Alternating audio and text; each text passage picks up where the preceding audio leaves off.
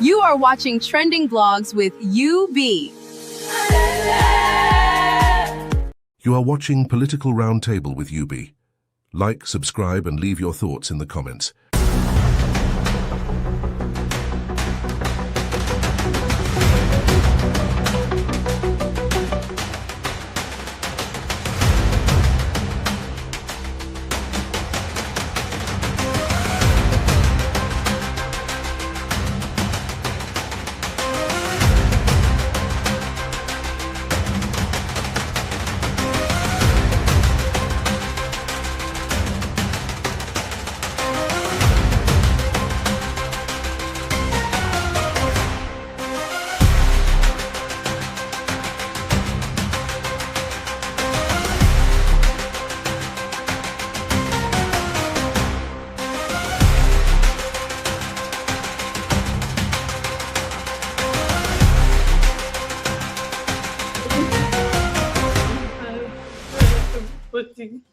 Good afternoon.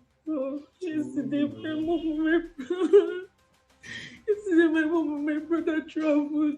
They even traveled before I woke up. I spoke to them because I didn't say them out on the travel. What am I even saying? They should traveled. They went to my mom's farm in Ogun State. When they got there, I spoke with my brother. I called my brother. I spoke to my mom. We sent pictures, and all of this sudden it was not online. So his friend that reached out to me that my brother is not online, which is very, very unusual. That he's always online. I said maybe his phone went off. He said no, he carried a big power bank when he was going. I said probably network issue, that they are the farm like inside middle of maybe nowhere. That there's a possibility something happened. I don't know. Not until yesterday night. I went out, I got home, I was tired, I slept. I don't know why I woke up. I saw my mom, the notification came in. She said the voice note. I was even thinking I was going to open it the next morning, but for some reason I opened it that night. And that was when. Aminat, wọ́n ti wà lọ́dọ̀ àwọn kidnapper 100,000 láwọn fẹ́ gbà. Wọ́n mú bẹ̀ wọ́n sí 50,000, 100 million. Wọ́n mú bẹ̀ wọ́n sí 50 million. Ẹjọ́ ẹ bá mi wá wò, ẹjọ́ kán lè fi mí sílẹ̀ ẹjọ́. I don't know. I called her. She was trying to explain the situation to me. The person told that is the explanation. They said they should use money. They said she should ask for. They collected the phone and the phone went off. This morning, she called again. I've been calling Boshi and my brother's number. It has not been going through. This morning again, she called. And she said, how much have we raised? And they said they want cash. They don't want transfer. They're asking for 100 million. She has made them to 50 million naira. I asked her when my brother was. She said she has not seen my brother. And I think they carried them separately. And I've not been able to remember you guys, please. I don't know. Your mouth and taller bed. Please. Hey guys, please. I don't know. Hi, everybody. Good afternoon. Yesterday, my mom.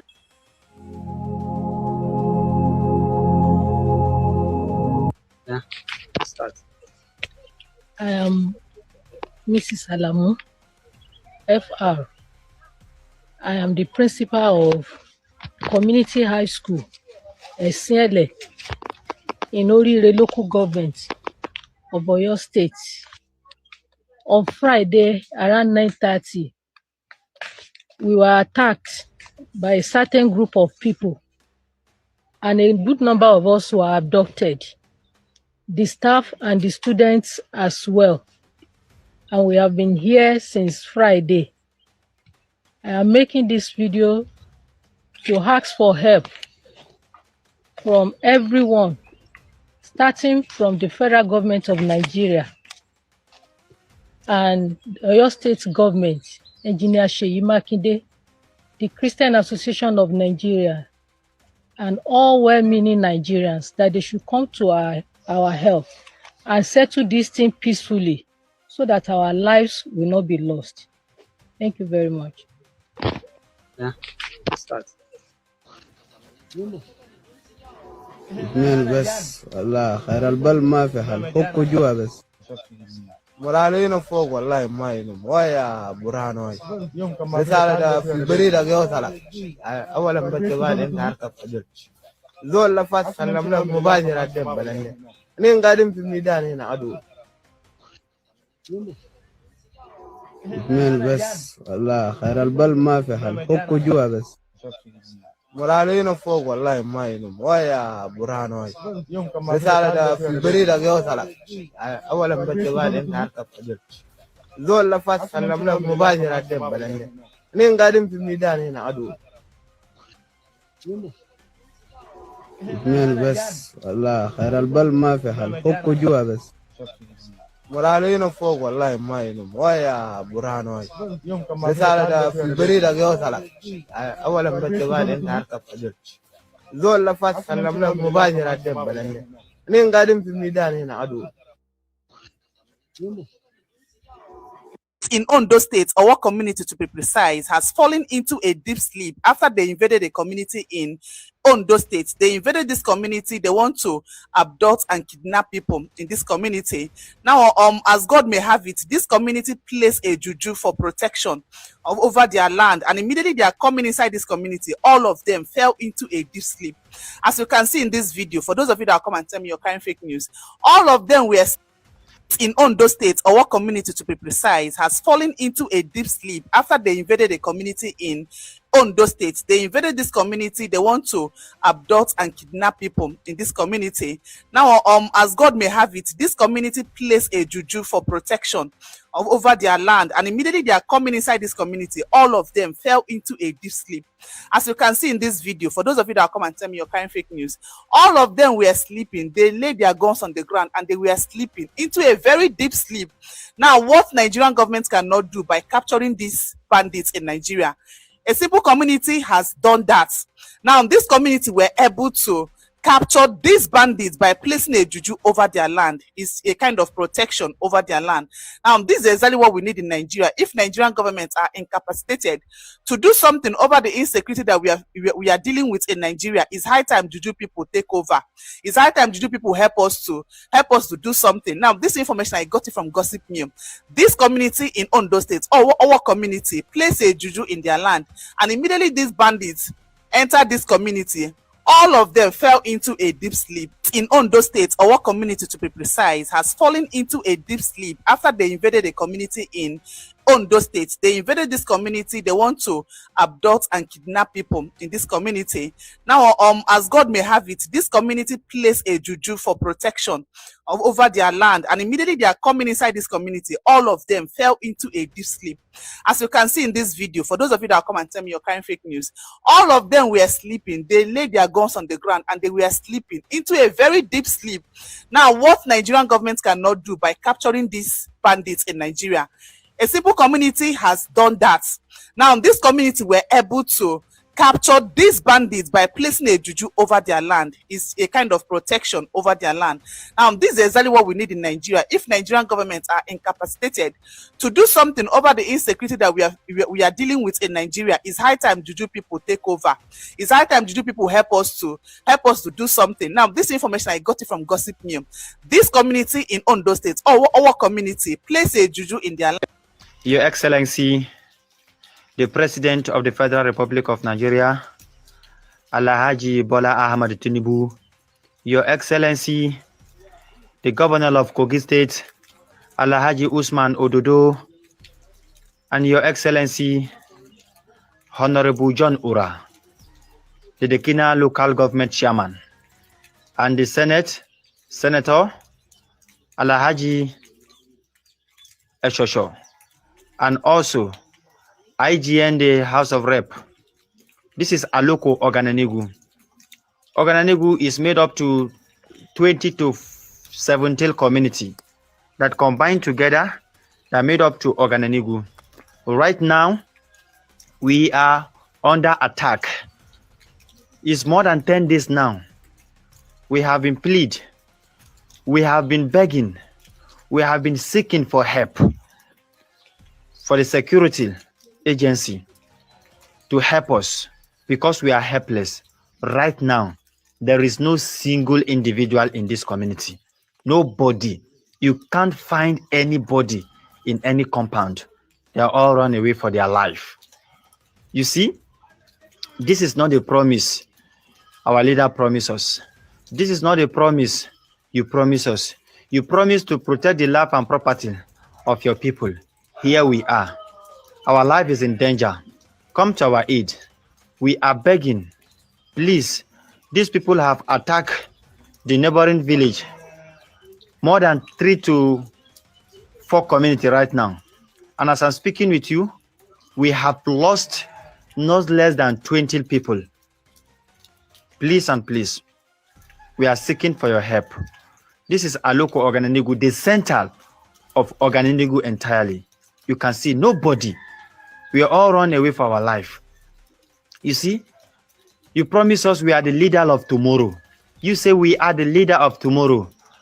And today, we find it so difficult to see today's sunset. How are we the leader of tomorrow? Please help us. You see this particular road is linked to Anyangba. Before the security can reach this particular village, they will spend not less than 4 to 3 hours on the road. You see, we have been begging the government to help us and do this road, which they refuse. And today, we are facing the innocent blood. People are dying. You can see, we are part of Nigeria. Why are you neglecting us? You see, you and your family, your people, they are living fine, eating and drinking, but here we are. We don't even know the whereabouts of our parents. Everybody scattered. Please and please, we are begging. We are begging. Come to our aid. This is Ogananigu. Please and please, come to our aid. Come to our aid. The chairman, please come to our aid. The House of Rep, this conflict, we want it to end. It has been more than 15 years right now. We have been facing this battle. Please, these people are much. Please and please, we can't do it alone. Help us. Your Excellency, the President of the Federal Republic of Nigeria, Allah. Please, I am here again. Tana Rijana ina. Can wajen dogo. Dogowa. Dogo gidan. Dogo gidan ne yake bagu. Dan wannan da tana gidan wajen dan wannan. Da da yi su suke TikTok za su wait first. Da yana gidan mu yanzu. Da bindiga? Akwai bindiga gidan ku? Wajen wannan. You know that dogo. Oga na one bandit for Niger. Ina ne machine da na kama ka. Oga last year da. Na yi body show ko ba machine da ba wai da ko for Niger. Na only this one. Yanzu ni na san da za a sami. Oh ya san da za a sami. Shi ne kai dan uban ka ga mun shi ma bandit ba. Ka ga mun shi bandit ba dan uban ka. They know they use name save numbers. Then see them. They don't use name of HH. Now HH11 GGC. Now him now. So say TikTok. Okay, you know this guy for TikTok. Uganda them now. Now you do TikTok. Wait. What's your username on TikTok? Ask him your username.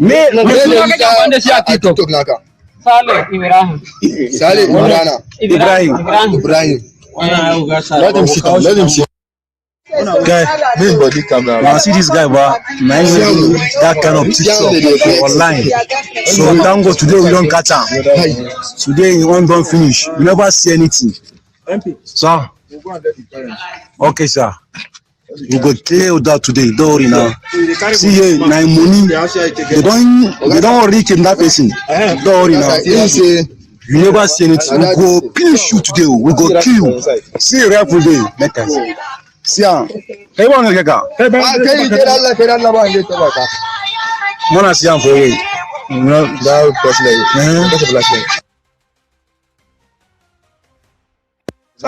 Working. Naka de buniga.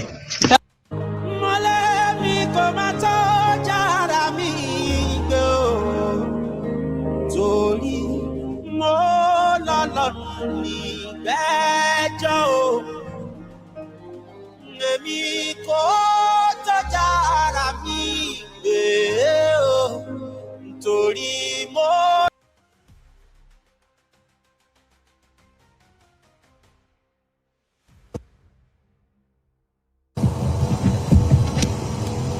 Èmi ni ọkọ principal community high school àwọrẹ Ẹsẹ̀lẹ̀ èyí tí àwọn agbẹnipamọ́ gbé sí àkàtà wọn. Gómìnà wa, a dúpẹ́ lọ́wọ́ yín. Kò sí bí a ṣe lè dúpẹ́ tó lè tó nítorí pé a mọ àwọn akitiyan tí ẹ ti ṣe látìgbà tí ọ̀rọ̀ yìí ti ṣẹlẹ̀. Ẹ ṣàlejò wa. Èmi ni Dean Renewable Natural Resources ní Ìṣẹ́yìn. A sì mọ ribiribi tí ẹ ṣe fún wa. Tí mo tún fẹ́ sọ ni pé ẹ ní ṣàṣetì lórí ọ̀rọ̀ yìí. Kò sí ní sú yín, kò ní rẹ̀ yín. Gbogbo àwọn èèyàn wa tó wà ní àkàtà àwọn èèyàn wọ̀nyí, ẹ dákun. À ń bẹ̀ yẹn má jẹ́ kó rẹ̀ yín sà. Àtọmọdé àtàgbà wọn. Ìyàwó mi ni wọ́n ń lò láti fi ṣe fídíò tí wọ́n ń pín káàkiri. It's very disheartening and depressing. Mi ò ní sọ jù báyìí lọ sà, mo mọ̀ pé ẹ lè ṣe ẹ kájú ẹ sì jù bẹ́ẹ̀ lọ. Ẹ ṣé gómìnà. Ẹ ṣé. Wọ́n pe Fúnmiláyọ̀ Òjó, bàbá ẹ̀ lọ jókòó.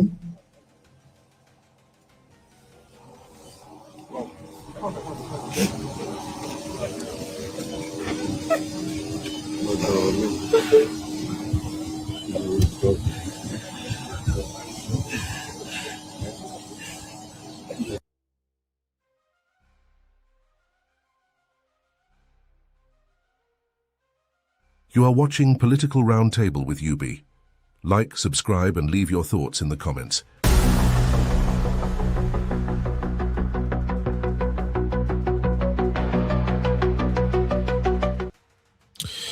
All right. Welcome, everybody. Happy weekend.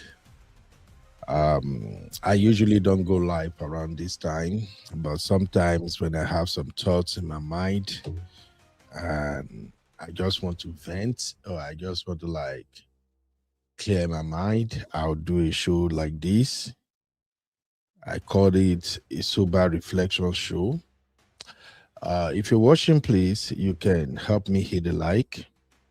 Not that I'm making the video for views anyway. I'm just making this video so it can be up on this channel. And for those who may get to see it later, they can learn one or two things. And at least the video will, at least it will serve as a point of reference in the future.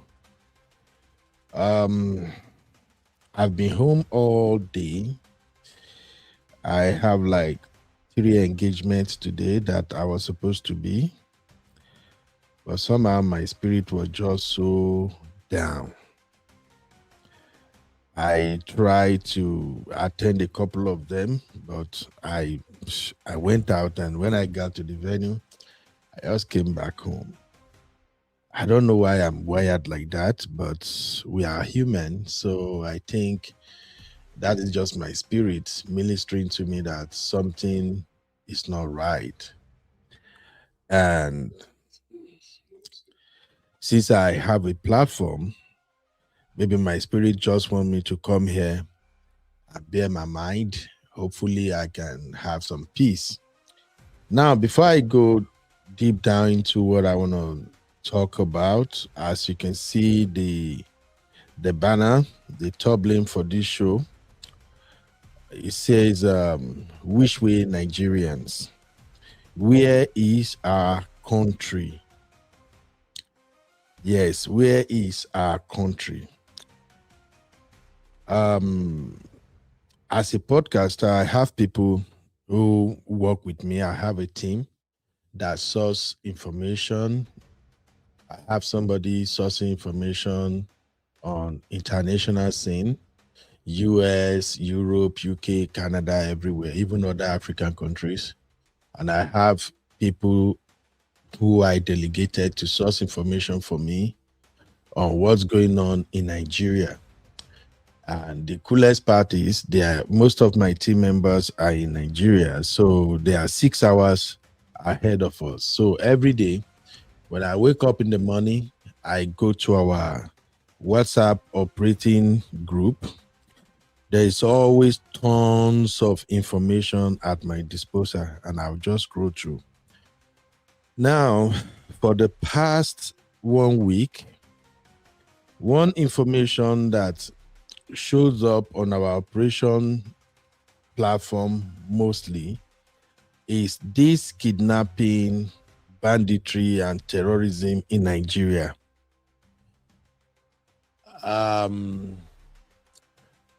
At a point, I wanted to direct my team members to stop sharing any news about that.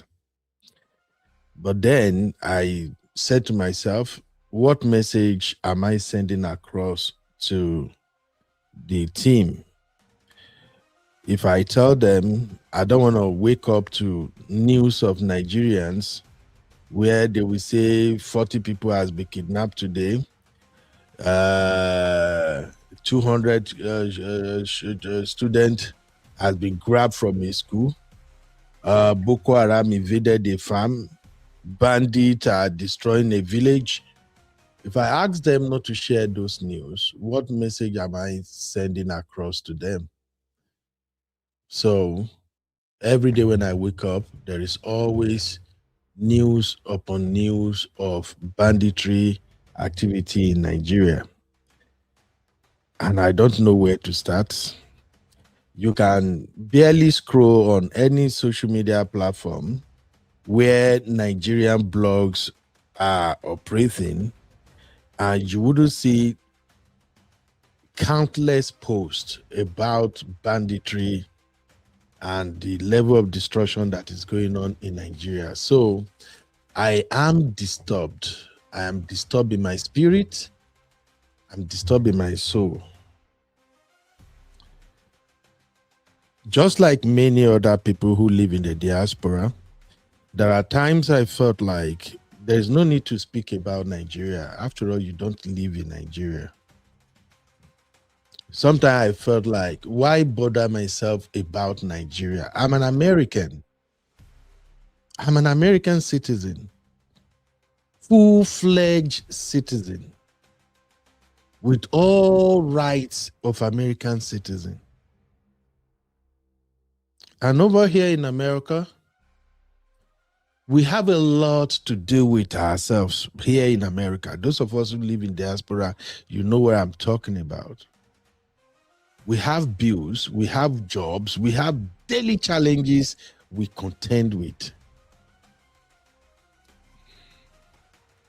But one thing that we are thankful and grateful for as Americans is the peace we enjoy, the freedom we enjoy, the peace of mind that we can sleep at night without worrying that somebody is going to barge into our houses. Right here in Texas, where I live, many of us park our vehicles outside. Whether we bought it brand new, old, used, whatever. Even while we have two car garages, we still leave those vehicles outside without worrying that somebody will steal them. When we sleep here in Texas, most of the houses we have over here are built with wood, like wood. Most of our doors, with one heavy kick, you can literally split the door open. But yet, we sleep peacefully. We go to work peacefully. Don't get me wrong. America have its own challenges. The number of GUN, the number of guns in America society, I can say is times 100 of what you can have in Nigeria. In America, I doubt if you can count 3 homes where there will not be one gun. But yet, there's still this feeling of security. Why am I talking about America when I want to talk about Nigeria? Let me explain. There was a time in Nigeria when we used to live peacefully, just like we are living right here in America. There was a time in Nigeria when students will go to school and parents don't have to worry if those students will come back home. There was a time in Nigeria you can travel by night from Lagos all the way to Kano. And you literally don't have to worry about even armed robber. Yes, there can be robbery once in a while, but it was generally peaceful. There was a time in Nigeria that you will live in Ondo State, Lagos State, Ekiti State, everywhere, all part of Nigeria, and Hausa man will come around. Some of them, they will bring their cows. Some of them will be doing ayok on them. They move around freely. Some of them will be trading. They will be selling onions, pepper, tomatoes, meat, anything. We live peacefully. There was a time in Nigeria, nobody really cares what the government was doing, because businesses were thriving. The system, even though not perfect, the system was working. So when I consider how we live here in the diaspora, whether you live in the United Kingdom, Europe, in Canada, in America, and you see that you can go out, you can come back, no hindrance, no threat, nothing. I just want you to know there was a time Nigeria was just like that. There was a time in Nigeria when food were cheap. Just mention, there was a time in Nigeria when everything works. There was a time in Nigeria when presidents are presidents. When the president really cares about the citizen. Yes, we have those time, those period in Nigeria. And it wasn't a long time ago. Even in this Fourth Republic, I still remember vividly under President Olusegun Obasanjo, when there was insurgents in the south of Nigeria, President Obasanjo took decisive decision. Yes, those decisions still hurt him to death, but he did what was necessary to restore law and order. Yes, it wasn't far away. President Obasanjo regime was just 1999 to 2007. Those were the time when the lives of Nigerians mattered. President Obasanjo transferred that same system to President Yaradua.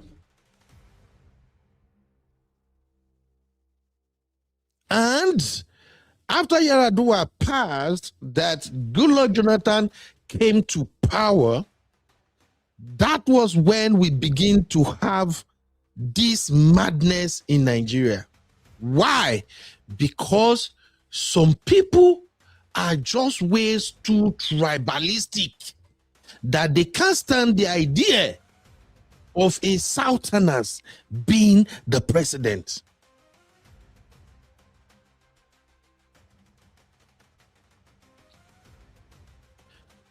Because Goodluck Jonathan was the president, some people can't just stomach it. That how dare a South person become the president of Nigeria? We must figure a way to get rid of him. And as a way of getting rid of him, we have it in history. That was when we have the influx of these so-called machineries from Niger, from Chad, trooping into the northern part of Nigeria. And as history will have it, that was the beginning of doom in Nigeria. And I will say this, the people who were there, who wanted to get rid of President Jonathan by fire, by force, those people are the one who engineered the madness we have in our country to date. And from that moment henceforth, we don't have government in Nigeria again. We thought President Buhari was going to bring the changes we clamored for, because we were still living in those ancient days of 1993 or thereabout, when Buhari was the head of state with Tunde Ide-Agbon. When we used to see him as an angel, we thought he was the same person. But what we failed to realize was the military Buhari was not the political Buhari. All the mess we have now started growing wings. All the destructions, the bombings and everything started under Buhari. Who brought Buhari to power? No other person than the APC. Anybody can challenge it. The history is there. I'm not reading any book as I'm talking right now. It's what happened right in front of our eyes. The APC, this same APC, because a Southerners should not have been the president of Nigeria. Oh, it's a crime. If anybody that is not Hausa or Yoruba should be the president of Nigeria, it's abomination. We must get rid of that Jonathan, and that Jonathan must go by fire, by force. This coming election, the 2050 election, hey, Jonathan must go. Guys, if you don't go, we go dabaru everything. It was so sweet then. We still have it in, everybody still remember the great protest in 2012. Or was it not 2012 when they were protesting subsidy under Jonathan? I'm so glad that all the people that led that protest, all the people that say Jonathan must go, Jonathan must, he want to kill us. No.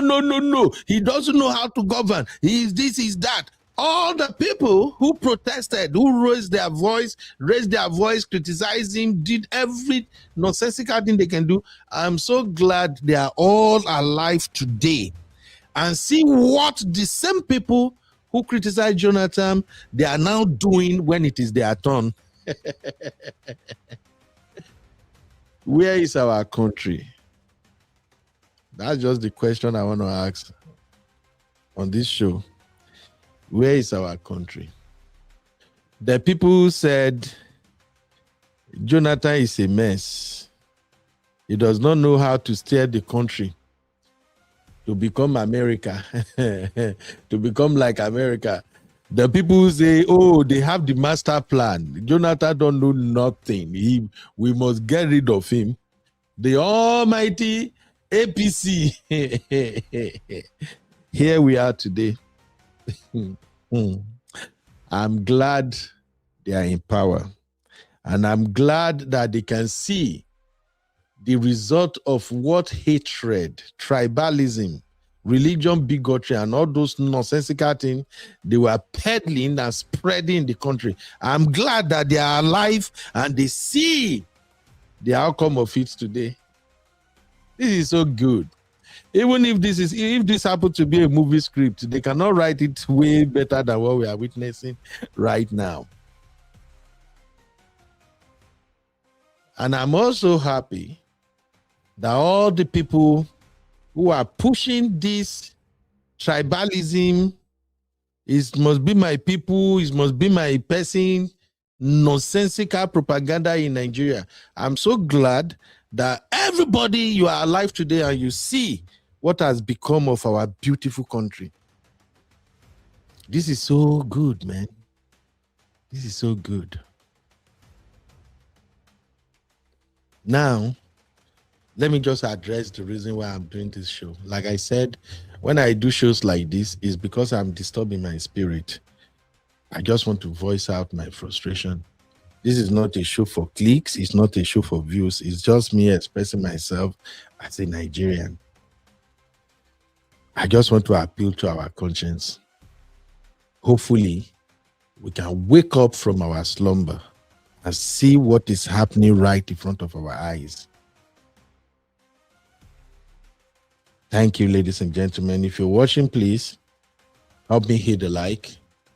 My Bieber, how are you doing? Uncle Ola, I see you. How are you doing? Please, if you're watching, if you're here, you can drop a shout out. Let me recognize your presence.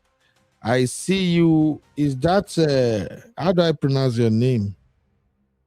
Ragmia? I'm sorry, I can't pronounce that handle. But thanks for being here. Let me just address the reason I'm here. You are watching Political Roundtable with UB. Like, subscribe, and leave your thoughts in the comments.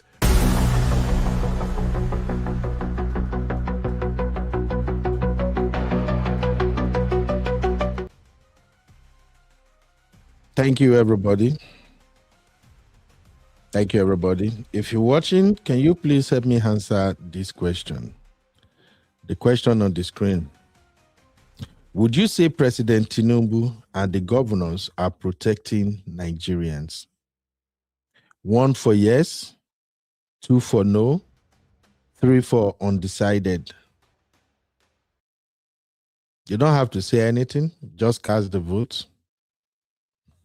Considering everything that is going on in Nigeria right now, would you agree that President Tinubu and the state governors, they are protecting Nigerians?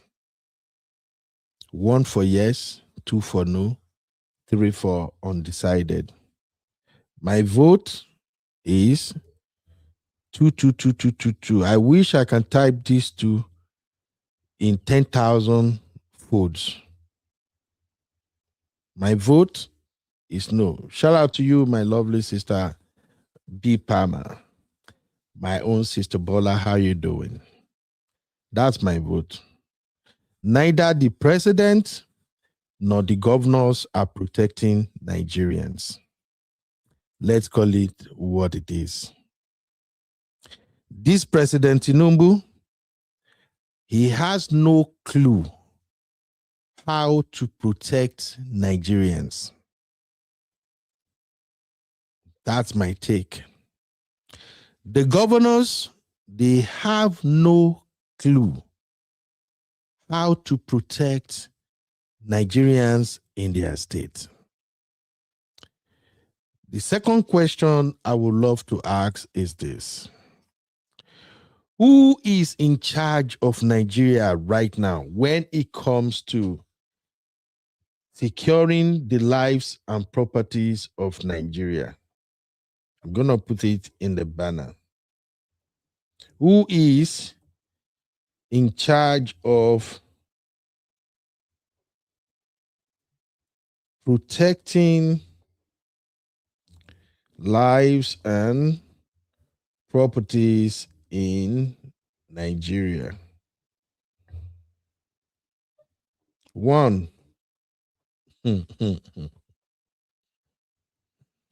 The leaders, when I say the leaders, include the president and the governors, as well as the Senate, the House of Rep, and everybody. So the leaders, 2, the people.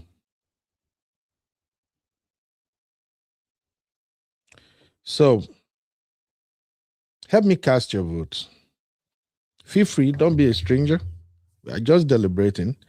Thank you, my people. So I vote 2-2 for the first poll. My Biba also said 2. Sister Bola, my own B Palmer. I like your name as B Palmer better, sis. B Palmer said Nigeria is a ticking time bomb. My sister, thank you for noticing what's going on. MJ say hell fire 2. MJ said it looks like nobody they in charge, all man to themselves. Absolutely. So here is my question again. Who is in charge of protecting lives and properties in Nigeria? 1, the leaders. 2, the people. As it is right now, nobody is in charge of protecting lives and properties. Let's not deceive ourselves. Enough is enough. President Tinubu is not protecting nobody. I guess he's only protecting himself, his cabinet, his family members, and maybe Lagosians. I'm sorry, Lagosians, even I hear this one. I think those are the people the president is protecting. All right, thank you, Okwala. I think the people who are protecting lives and property in Nigeria right now are the people. Absolutely. So, why am I asking all of these questions? It is because in my spirit today, I was just asking myself, Mr. President Tinubu, where is our country? And that is what I want to address on this show. Where is our country? Our beautiful Nigeria. Our country where people can travel in peace. Our country where people can sleep and not worried whether they are going to wake up or not. Where is our country where farmers can go to farm, harvest their crops, sell them, and make money to take care of their family? Where is our country where Yoruba, Hausa, Fulani, Igbo used to trade and live together in peace and harmony? Mr. President, where is our country? Myself and the entire over 2 million Nigerians, we have the right to ask that question, sir. Where is our country? APC members, APC supporters, where is our country? What happened to our country? That's what I want to address. Today, I speak not as a politician.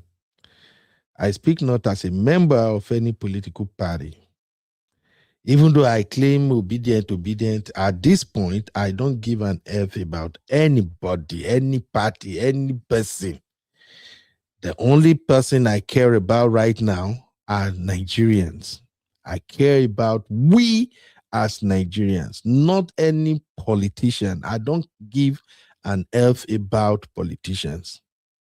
I speak as a Nigerian whose heart breaks every time another village is attacked, another family is thrown into mourning, and another innocent citizen disappears into the forest of bandits and terrorists. Mr. President Bola Tinubu, where is our country? Where? And for those who will say, Ben, why would you talk like that now? Is it not your person? Is it not from your place? I don't give an F. If President Tinubu is an Hausa man right now, if he's an Igbo man, if he's an Ishekiri, Uhobo, name it, I will ask the same question. Where is our country? My people are getting kidnapped. They are being terrorized. They are abandoned and forgotten. You run for office, you claim you can handle it. You said this job, you are in charge. You promise you are the most qualified person for the job. You even said this in Ogun State when you were announcing your interest to run for the presidency.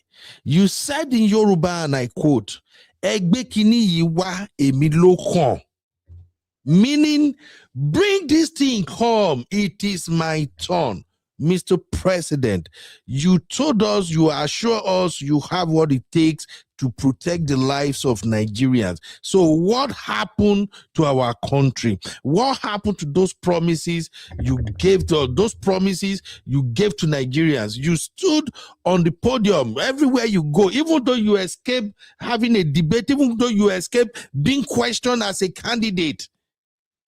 But every now and then, when the camera is in your face, you promise Nigerians you are the most qualified person to take care of Nigerian masses. So, Mr. President, it is within our right as Nigerians to ask you, where is our country? What we have right now, the country you are leading right now, is not the Nigeria we entrusted to you. I defended you, Mr. President. When people said you do not win the election, that you win the election, I remember during a political roundtable, I said, listen, if the INEC chairman should pronounce him the president, and they went to court, and the Supreme Court or tribunal, whatever they got going on, said yes, Bola Tinubu is the winner of the 2023 presidential election. I said it right there on our show that you are the legitimate president. Everybody should go and sit down. So we have the right to ask you, Mr. President, what happened to our dear country?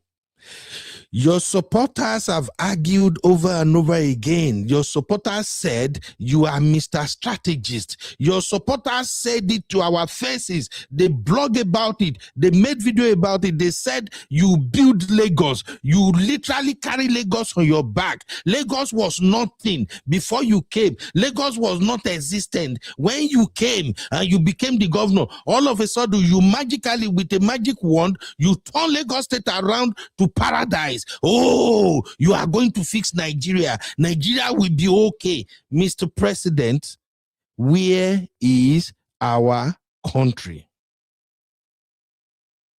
Where? I remember when you stood side by side the late President Muhammadu Buhari. You said this, and Nigerians don't forget, sir. Let be poor, breathe. I believe everybody heard when our president said that. Let me play it again. Let be poor, breathe. In that same clip, he went further and said, do not suffocate them. If you heard him, if you have seen that video, please drop one so that they will say, na AI. Please drop one. If you have seen that video, so that nobody will say, na AI. Mr. President, before handing over, you speak like you truly care about Nigerians.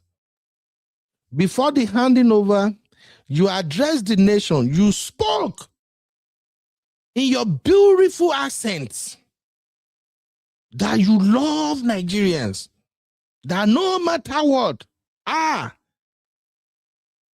you care about Nigerians. You made several promises. I think this is one of those too. Whichever way, by all means necessary, you must have electricity, and you will not pay for estimated bill anymore.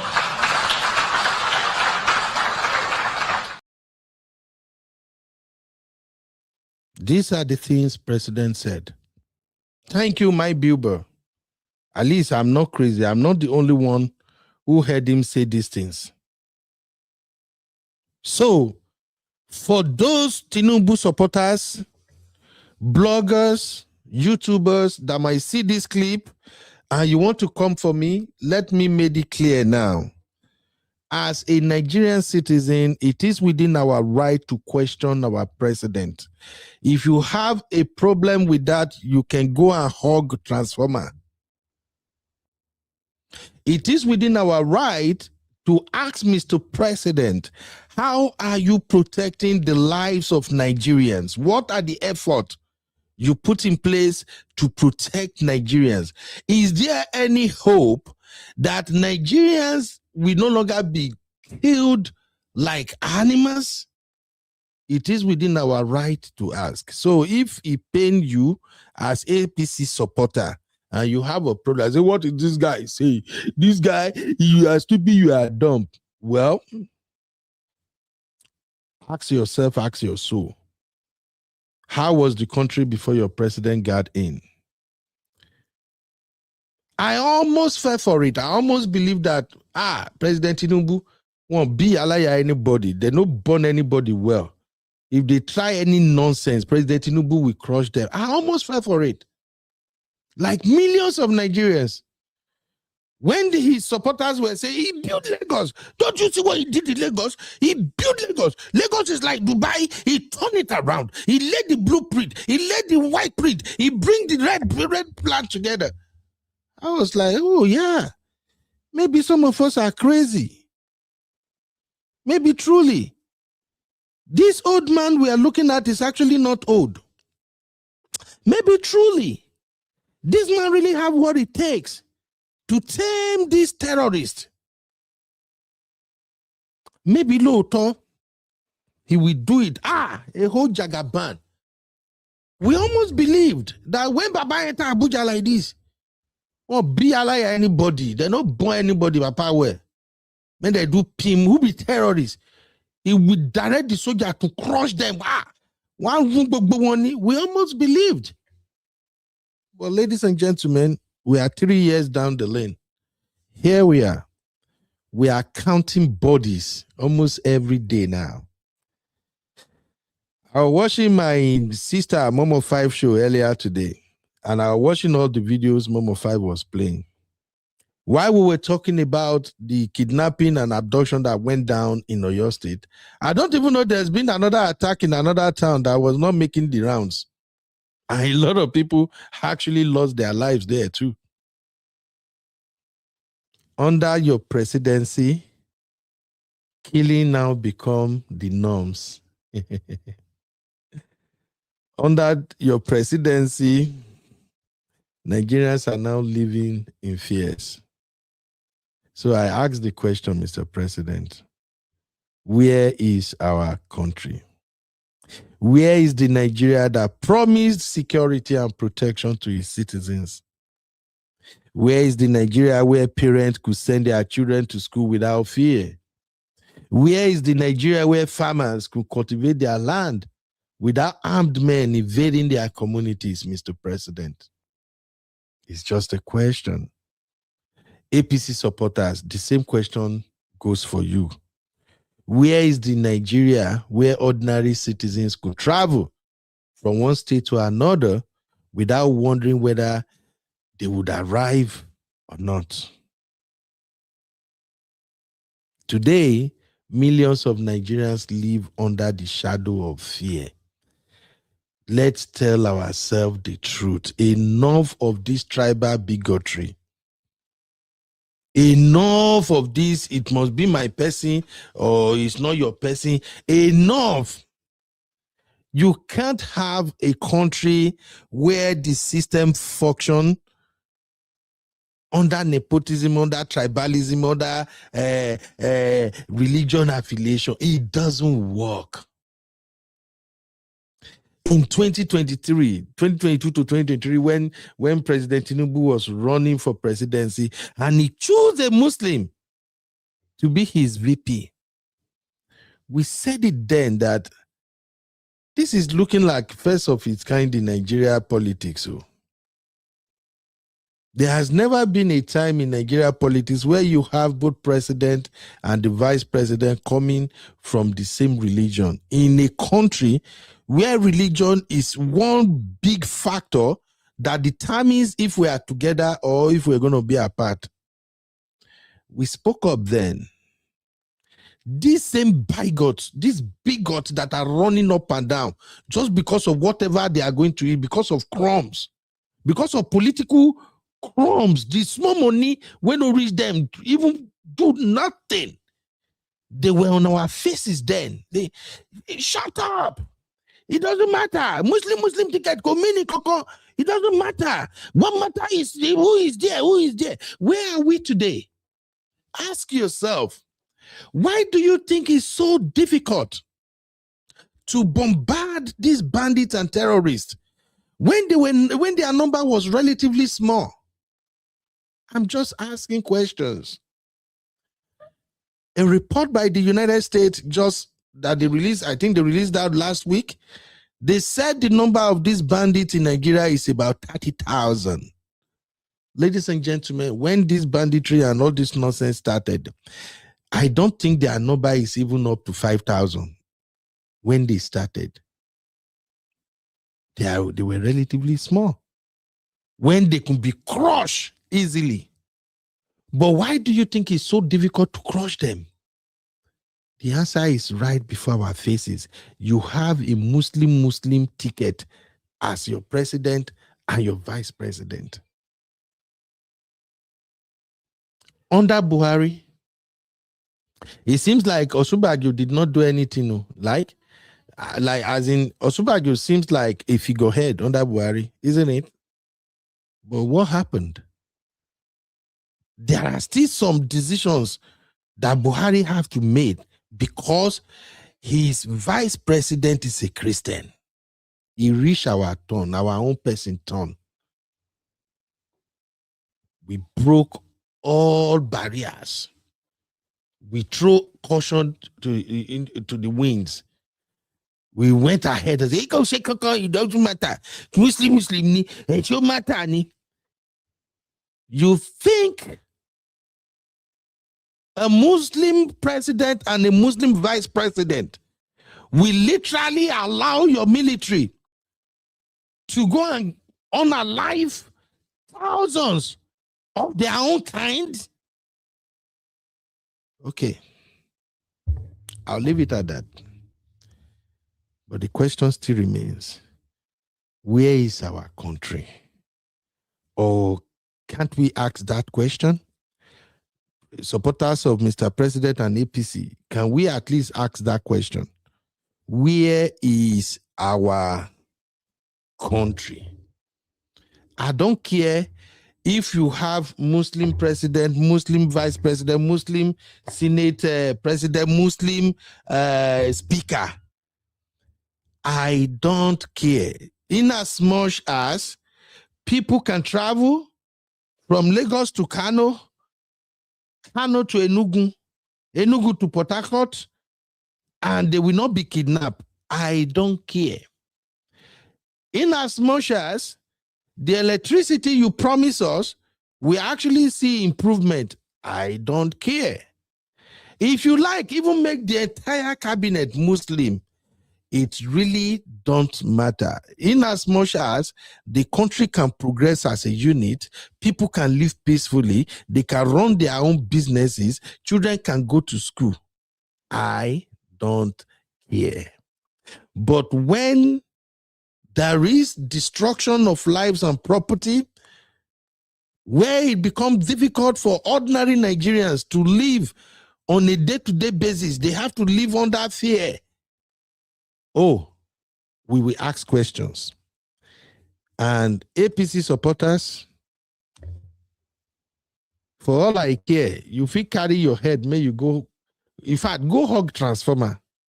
If you felt like we shouldn't be asking these questions, you will, okay, even if I say, may you go hug transformer, electricity, no need to transformer itself. I don't think that will work. That will not work. Electricity, no need to transformer. I don't even know what to recommend for these supporters. Hmm? If you are still wondering why is this guy asking all of this question, you shouldn't be asking this. Rather than you, instead of supporting Mr. President, why are you asking? Well, let me take you through a brief history, maybe memory lane rather. Let's examine a nation under siege for a minute. Since May 2023, when President Tinubu assumed office, Nigerians have continued to face attacks from bandits, terrorists, kidnappers, and violent criminal gangs. We pretend say that is not the situation. No, please tell me. Maybe we may need to pretend that that's not what we've been observing. Or don't we hear courts killing each other in broad daylight now? The problem is not new. Let's be honest. It predates this administration. However, leadership is measured by the ability to solve problems, not merely inherit them. I remember at a time, our dear Mr. President was quick to follow the same, to sing the same music we've heard over and over again. At the time, Mr. President was also saying, the previous administration did not do anything. When we came in, we inherited all of this problem.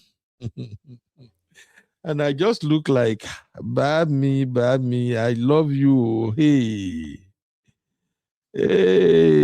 I know what talk about me. Bad me gave that excuse and I laughed. And I almost wanted to ask, bad me, but sir, you are still the same person that told us that Buhari is the one that can do this magic now. And I remember you were the one who led the campaign that people should vote for Buhari. I remember, Bami, you even brag about it, that if it wasn't for you, Buhari wouldn't be president. And that automatically means that you are aware of everything that is ongoing. Why are you not trying? And even, I swear, this APC government is funny, man. Bami almost made us forget that Buhari was an APC president, as well as many of these APC guys. Sometimes when I went on Twitter and I read their tweets, I'll just be like, God, which kind of confusion be this? In 2015, now bring Buhari. Now say Jonathan a bad man, but Jonathan and this night that. You guys did everything to oust Jonathan in office. And then you gave us Buhari. And then Buhari did a fantastic job. Within 8 years, old man took us all the way back to the oh God. And all of a sudden now, you APC guys and your president are saying it's not our fault. This problem has been on ground before we came. Those are some of the excuses that literally wanted to drive my enemy nuts. Like, aren't you the one that said it is my turn? I guess Mr. President did not understand that it is one thing to be chasing power, to grab the power. It is a different ball game what you do after you actually grab the power. Now the power is in your hands, sir. You can't use it. And we all know why you can't use it. But that's going to be a conversation for another day. For all your APC crumb eaters, supporters, that they felt like we can't say anything because it's stomach infrastructure. They don't chop saute, they are constipated now. They can't talk. They can't even say the truth. I just feel sorry for everybody because where we are going right now in Nigeria, okay, I go see where I go spend the money where I even they collect. So, Mr. President and your supporters, we are sick and tired of that excuse of saying, oh, we inherited this problem. The problem has always been there. You lots created this problem. You gave us a president in 2015, a president that destroyed the fabrics of the country. In 2015, you gave us Buhari, and in 2023, you promised us, you even, your campaign slogan was renewed hope. I think Buhari came with hope.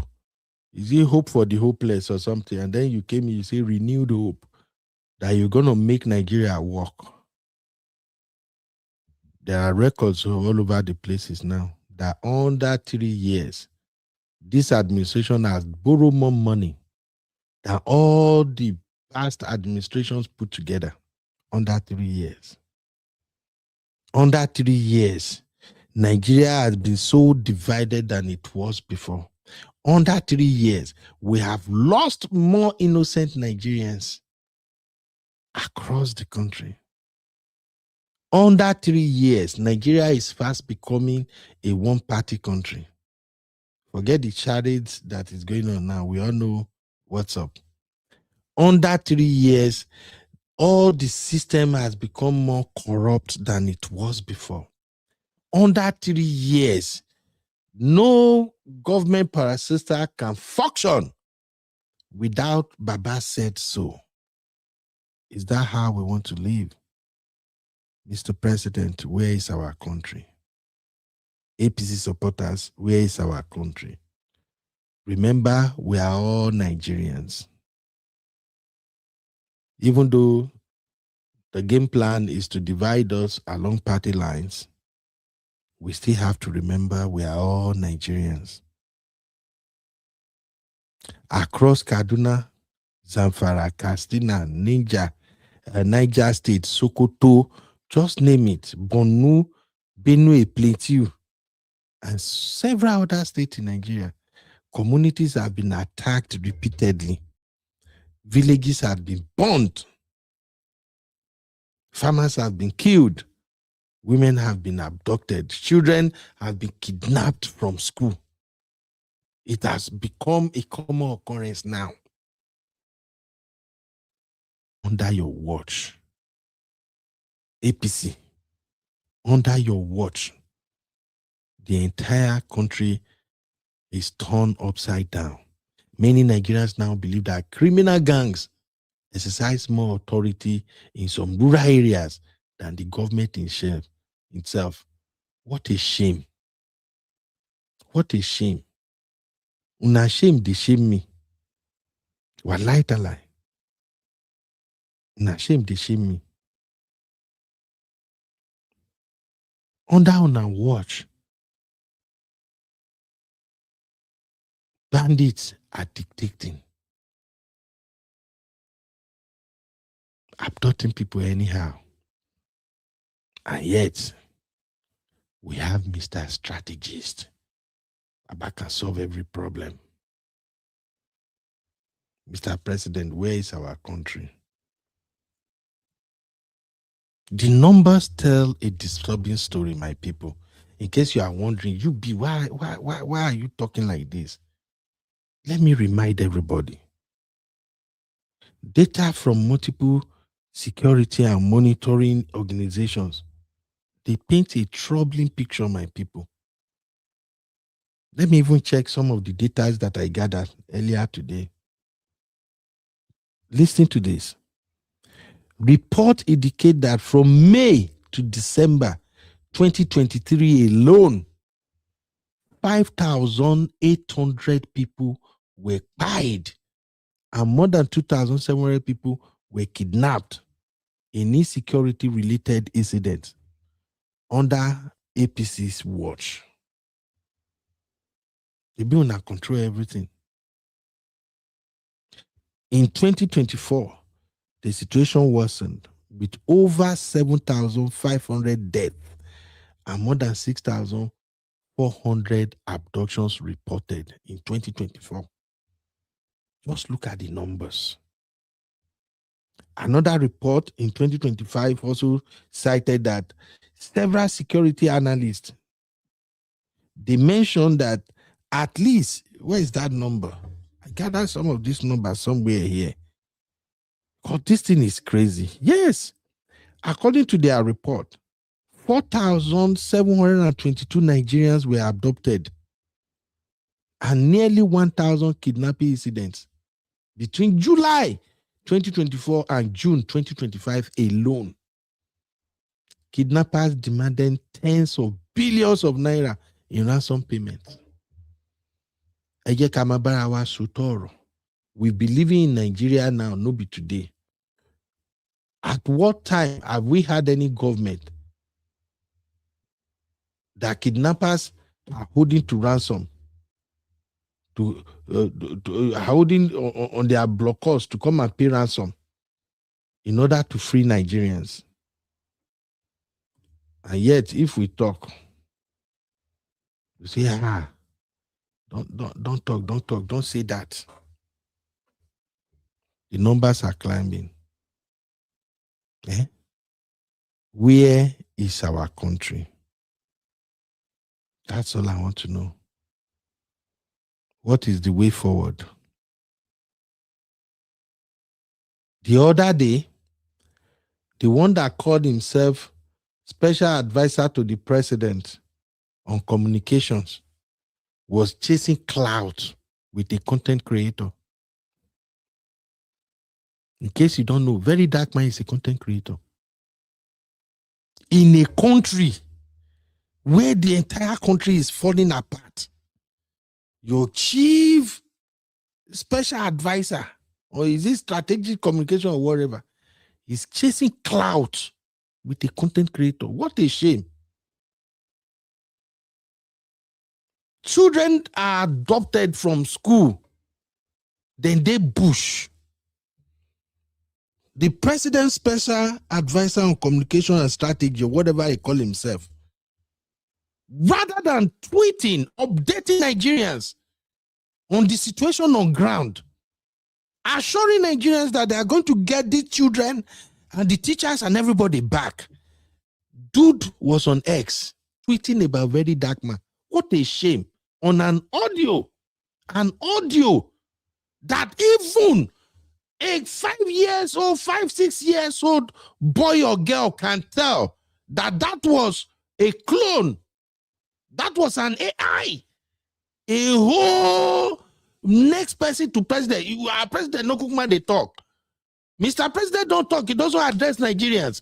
The person that his job was supposed to be updating Nigerians on situation on ground, it took his time.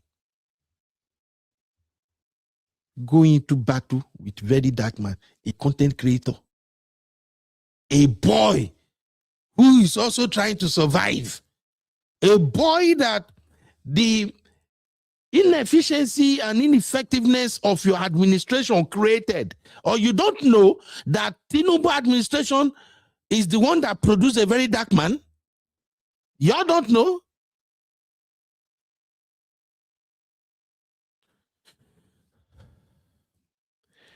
The lackadaisical, I don't care, I'm the boss, I'm the godfather, everything attitude of how this administration is functioning is what created the Very Dark Man, in case if you all don't know. And it's not Very Dark Man alone. Under this administration now, how many activists have we had? Even people who don't know what activism is all about. Everybody turn on camera, they begin speak. Those are the products of this administration. And yet, the man that is supposed to be assuring Nigerians that, okay, this is the current situation on ground, Mr. President, and the chief of staff, the chief of army staff, they just came out of a meeting. There is progress. There is this, there is that, just to make Nigerians get rest of mind. No, he wasn't doing that. Rather, he was happy that somehow an audio purported to be made by a very dark man was out there. So the man was trigger happy, carrying keeper in a sane country. I don't understand. That is to show you how useless, how clueless the people that are working with Mr. President could be. And I don't blame them. I remember I said it one time before. Majority of the people that are working in this cabinet, many of them cannot do anything. All of them are afraid. They have to wait for order from above. It's almost as if Mr. President do not tell them talk, they won't talk. If Mr. President do not say, okay, deliver your job, they won't deliver. We can see it. That is how we end up where we are. It's even when we consider the insecurity situation in the country right now, it's becoming obvious that even the military don't even respect the president's order. I'm sorry. That's what it's beginning to look like. All the billions. I remember the other time I gave President Tinubu credit. I said, look, to his credit, this man have really done a lot by releasing fund, by ensuring that money was allocated and disbursed to ensure that the military have all they are supposed to have in order to tackle this insurgency in the country. But what we heard about 3 or 4 months ago, now we begin to hear soldiers. They come out and talk, say even food, they know they sit up. Not to talk about armor and every other thing they need to go and fight all these bandits. Justice Crack was picked up because he was advocating on behalf of the military. And yet, we know here, say, anybody was arrested, questioned, to give account on how they spent the billions upon billions of naira that were allocated for security of lives and properties in Nigeria. Nobody is asking any question. Why? Because of politics, because of second term. We can't, we can't arrest them. If we arrest them, they will not vote for us. So, this bandit, no, we can't attack them. We need their vote. Let's just manage it. And that is how innocent Nigerians are losing their life. We no go talk, because if we talk, we will be in trouble. That is even the one that is funny the most. Even when you see people that live abroad, people who run away from Nigeria because Nigeria is not okay. Where you see them abroad, they are even afraid to talk. As if when you say something, in as much what you are saying is within your right as a citizen, you are not insulting. You are not making up fact. You are not stating what is not on public domain. But still, they still can't talk. I just don't know what is wrong with some Nigerians. Because it's beginning to look like, Kamasoro, maybe we no talk. Maybe, Tinubu cabinet in boys, they feel remember us tomorrow. Say if you no criticize, if you no talk, they feel see your platform, or they feel see you, they feel just see your blog. May they give you something. It's looking like that. I've seen people call black white, white red. And that is why it pisses me off at times. What is happening in Nigeria right now, if you ask people, what do you think? Many people that own platform, they will walk around the issue. They will never know. It's like they are even making deliberate effort to exonerate the president and the governors. I've listened to somebody say, hey, you know, this is security situation in Nigeria. It's even the Nigerians' fault. It is we, the bandits, are they not Nigerians? It is Nigerians that are kidnapping Nigerians. Why would people be blaming the governor? Will be government. The government is trying, but we the people. I've heard people say stuff like, hey, why can't Nigerians, why can't they fight for themselves? Hey, it doesn't matter. You protect, you organize. And I'll be laughing like Jesus Christ of Nazareth. And many of us that are saying these things, we live in abroad. We live in United Kingdom. We live in US. We live in Canada. We live in Europe. And we see that even all these countries where we live, they have similar problems too. They have armed militias everywhere too. And when those groups, when they go astray, none of the president of this advanced country that we are living ask civilians to go and confront these people. They always send the military to go and squash whatever is going on. It comes to our turn in Nigeria because President Tinubu is there. Hey, you know, we Nigerians. Nigerians are doing that. And then I'll be like, Lord of Zechariah. Where is our country? If we continue this path, I'm afraid we will have no country. Sooner or later, Nigeria will be a thing of the past, and we pray that will not happen in Jesus' name. But at this point, even to pray for Nigeria itself is hard now. Make I no lie, my people.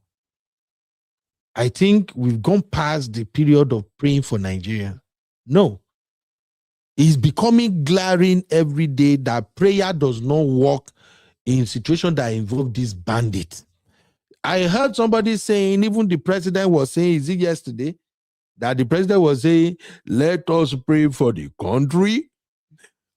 We have to pray for the country. And I'm like, bah me. Do you really understand the job of a commander-in-chief? Bah me. When you say, may then give you this job, are you sure you understand what it means to be the commander-in-chief of the Federal Republic of Nigeria? Make una no verse. I'm just asking questions. Enough is enough. Enough is enough. The numbers are heavy. These numbers, they are insane. There is another report that found that in 2024 alone, more than 5,300 people were killed and over 5,100 abducted, with additional casualties and kidnappings recorded in 2025. Human rights investigators they have documented hundreds of killings and hundreds of abductions in states such as Katsina between 2023 and 2025. My people, these are not just statistics. Every number has a name. Every number had a family. And every number had a dream. The children that were kidnapped in Oyo school now, that have been in the bush for, is it 14 days now or 15 days? They have family members. And on that note, let me show you what I was playing earlier, in case if you don't understand. See this video. This man you see on the screen, that is the husband of the woman the bandit is using to communicate to government and Nigerians. That principal of the Oyo school where they kidnapped those children and teachers, this is the husband. The husband don't even know what to say. The husband was addressing the governor here. He can't even make any requests. So the governor, Makinde, that was him, walking down to give the man a hug. This is a husband. This is a man whose wife left his home and went to her place of work, but couldn't come back. If she's going to come back alive or not, we don't even know. And yet, instead of we Nigerians to hold our government responsible, to occupy social media, continue to tag them, the ministry, their office, call their private line, everything. We're not doing that. Rather, some content creators would rather even want this to become a battle of tribe or criticism. Let me say this. The way this thing is going, sooner or later, it could touch everybody. It could touch everybody. And in case you don't know, let me walk you through what happened when there is security collapse in a country. Because I don't think we have really thought about what will become of this country we call Nigeria. Just hold on. You are watching Political Roundtable with UB. Like, subscribe, and leave your thoughts in the comments.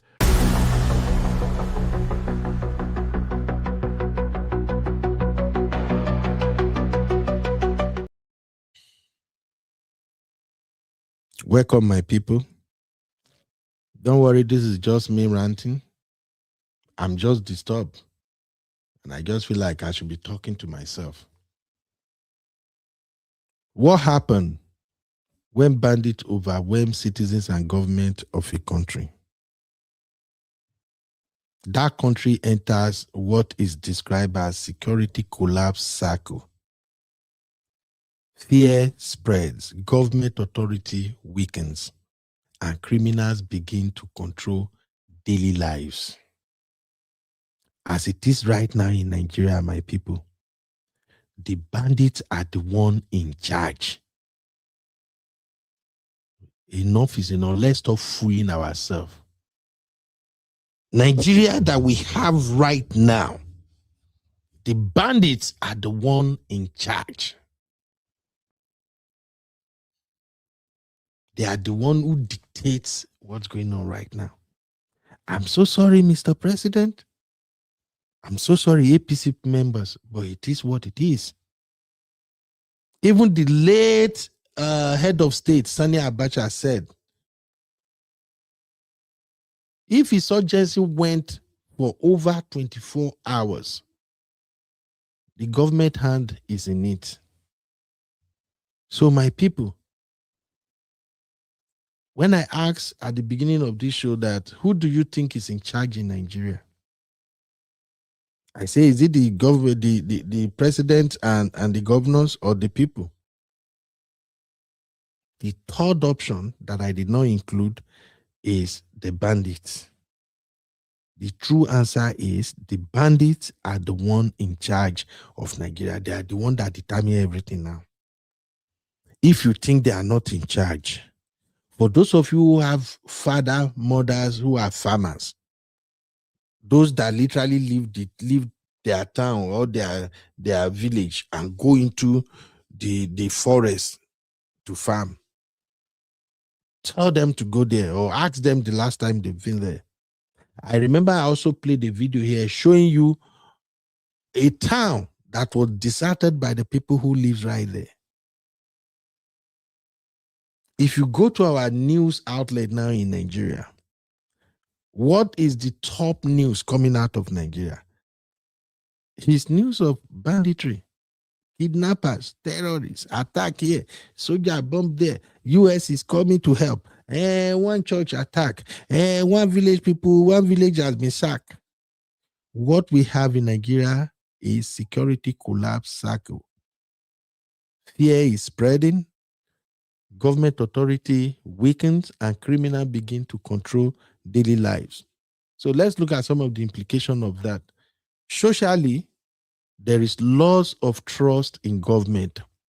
If you don't agree with any of these points, you can leave it in the chat. I will come back and read the chat.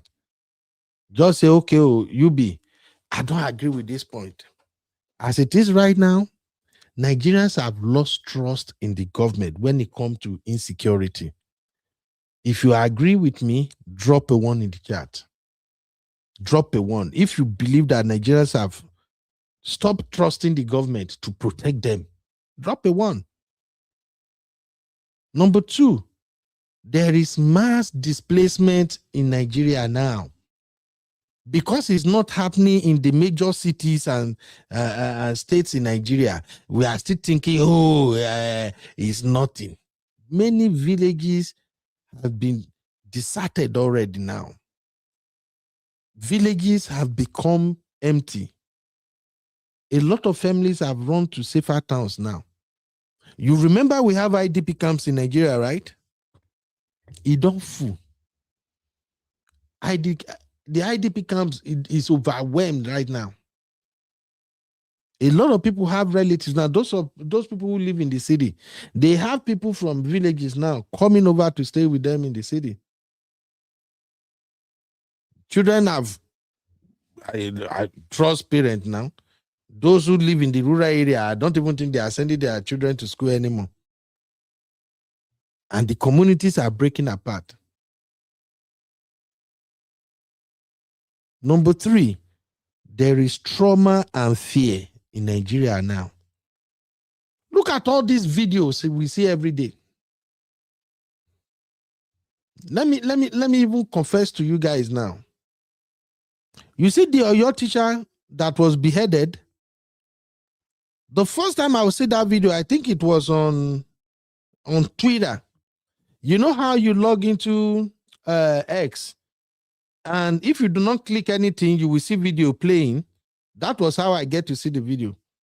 As soon as I see the image of that man in head, they will even put him beside his clothes. I can't get myself to watch it a second time. I was traumatized. Like, what? To some of the early videos the abductors release, there is one lady that carry one small baby. I think that baby is around maybe 2 years old baby. If that baby even reached 2 years. I can't bring myself to watch that video twice. I just can't fathom the fact that a 2 years old baby is already under the captivity of kidnappers. So my people, we don't know the magnitude of what we are dealing with. All the kidnapping, killings, rape, torture, and ransom demands is creating psychological damage in Nigeria as we speak. People live in survival mode now. So trauma and fear is part of what they are dealing with in Nigeria. I know all the social activities that is ongoing, we make it seem like, hey, it's nothing much. Maybe they did Ojude Oba. I've seen a lot of people criticize the Ojude Oba. The Ojude Oba used to be one of the festivals we look forward to every year because it shows the beauty and elegance of the Yoruba culture by the Ogun people. The people from Ijebu Ode and the Everon, everybody look forward to that festival every year. But they did the festival now. Rather than the festival trending or something, people are bashing those who attended. And I don't blame the people who are bashing them because it seems like it is insensitive of us to be celebrating and showing glamour. Why we have these children in the bush and this one is close to home.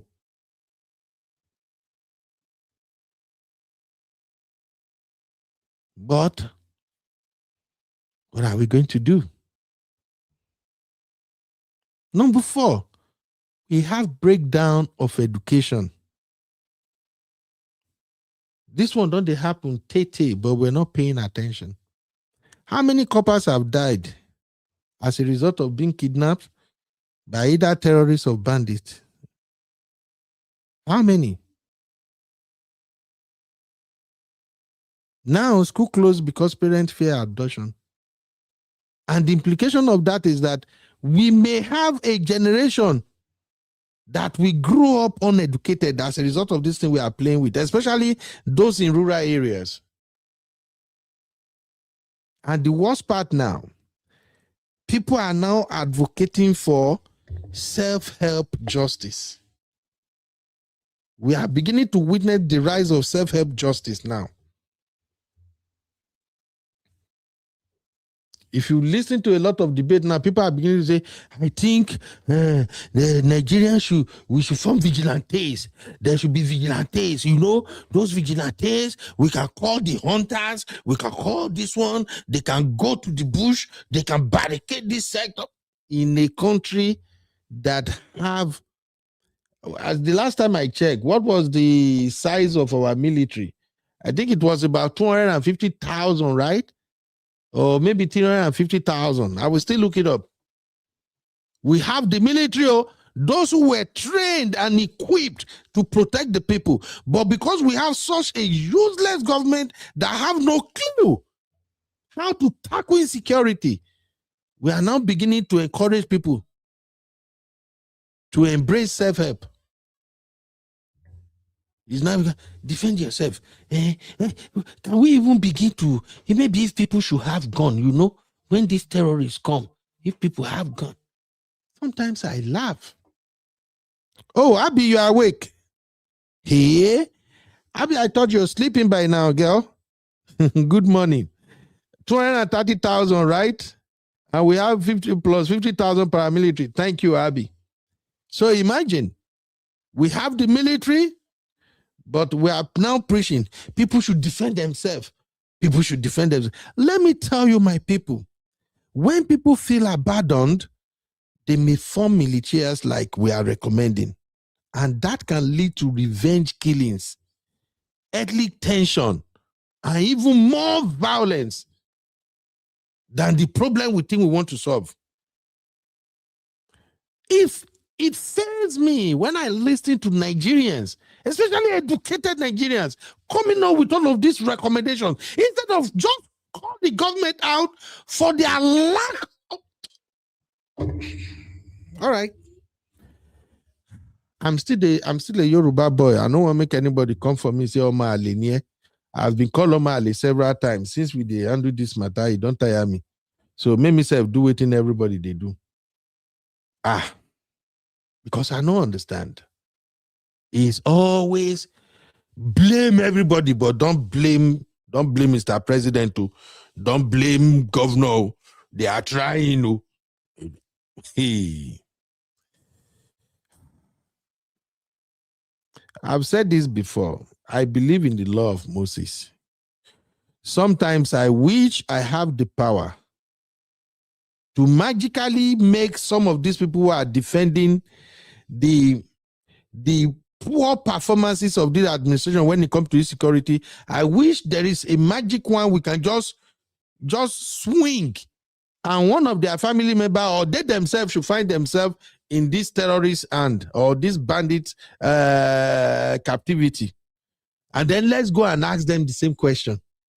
Should we still ask Mr. President to order military to come rescue you? Or should we call your village farmers to come and rescue you?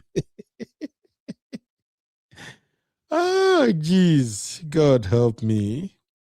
Oh, my God. I'm trying not to lose my cool because you can't talk about Nigeria and not get emotional, especially if you have had the opportunity to live in a peaceful Nigeria. If you have had the opportunity to live in a Nigeria where you feel safe, where your children are safe, where you can go out and come back, and everybody, if you have lived in that type of Nigeria and you are seeing the Nigeria we have now, you can't talk about it and not get emotional and sometimes even go crazy. Let me start rounding this up. Let me just throw some light on some of the economic implications of what's happening to our country right now. Nobody can argue this with me anyway. Famine has collapsed in Nigeria. Anybody want to defend it, please? I'm ready. Famine has collapsed. Farmers have abandoned farms. Food production don't drop. Food prices is at the highest level as ever now. And hunger increases on daily basis now. I'm ready. Anybody will want to argue that, say it's a lie. They are producing, they are going to farm. You are free to come and argue it too. Also, businesses are shutting down almost every month in Nigeria now. Because market, transport routes, shops, and small businesses, they have suffered as movement has become more dangerous than ever. These are the issues. Not to even talk about investors. Investors have run away from Nigeria. No serious investors want to put money where people can be kidnapped or killed. Who want to try it? I've heard people try to praise Tinubu and say, Tinubu, he went to France, he went to here, he's trying to, people are coming, they are not investing. We go just laugh, say, fool. Why are you people deceiving like this? The people you see that come to Nigeria to invest, they are not investing. These are companies, they signed memorandum of understanding with one contract or the other, that they are coming in just to come and take the share of the money this administration is borrowing. We don't see many independent investors that are coming to invest in the country. Rather, the investors are actually running away right now. I think the only thing that has not been affected that much is government revenue. And I think the government revenue is falling too. It's the oil money and the borrowing that they are using to cover up now. And they have borrowed money so I think the last one they tried to borrow, is it from World Bank? Nigerians went there and bombarded World Bank website by telling them not to borrow their money. Then the next thing, they released a paper. And they were like, okay, the loan the president is asking for, this loan is usually released based on performance. So it's a performance-based loan. When we give you some part of the loan, you will go and execute the project. Then you come to us, you show us what you have done with the part we allocated to you. Then when we have certified that, okay, you have completed this part, we will release the other part of the loan. By the time Bami went back now saying what loan, they cannot show the World Bank what they have achieved with the initial part of the loan that were released to them. Maybe the publisher now said they give them loan. So even the government revenue itself has been affected. That's why they are borrowing. Is it not the same government that told us subsidy is gone forever? The money from subsidy, we are going to use it. Where is the money? Onda. Where is it? The other time they set out their propaganda machine to claim that they generated so income in 1 year. The same minister of economic and whatever came out and said, it's a lie. We did not generate this amount of money. This banditry is affecting everything in that country. It's affecting the core of the country. And Mr. Strategies have no clue how to handle it. Mr. Strategy blueprint that was used to build Lagos all of a sudden just disappeared. The blue bandits don't thief the blueprint. In case we still don't know, part of the economic implication of banditry is that the ransom economy will continue to grow. We are now living in a ransom economy because now families are selling their lands, they are borrowing money. Some people are emptying their savings to pay kidnappers. I had a story of somebody, they said they sold, is it nursing home or retirement home or something, in order to pay kidnappers. Because we are now in a ransom economy. Those who kidnapped your student now, they are also demanding money, right? Why? Because the people charged with the responsibility to protect Nigerians, they simply have no idea how to do it. Let's call it what it is. The present government is good in one thing, and I will give that to the government. The present government is good at playing politics.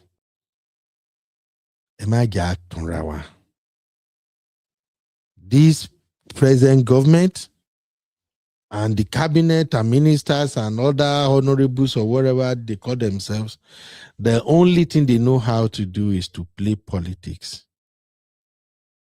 On politics, I will call this administration 100-100. Oh, yeah.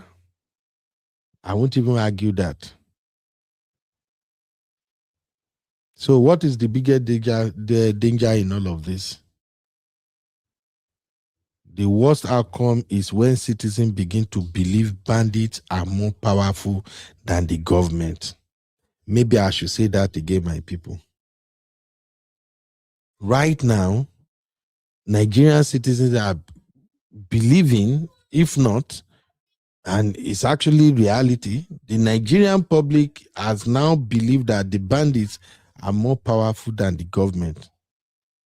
And at this point, criminals don't just commit crime. They begin to govern through fear. The United States report said it all. That these over 30,000 bandits, they have spread all over the country. So they strike, they choose to strike.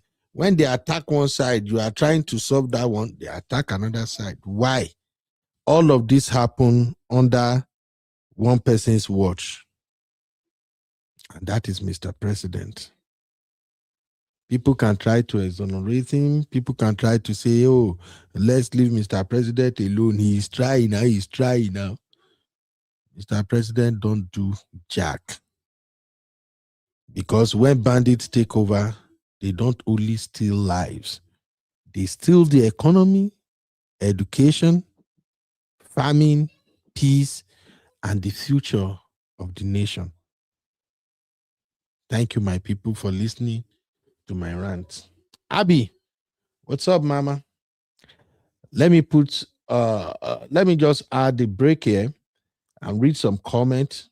I'll call it a day. You are watching Political Roundtable with UB. Like, subscribe, and leave your thoughts in the comments. You are watching Political Roundtable with UB. Like, subscribe, and leave your thoughts in the comments.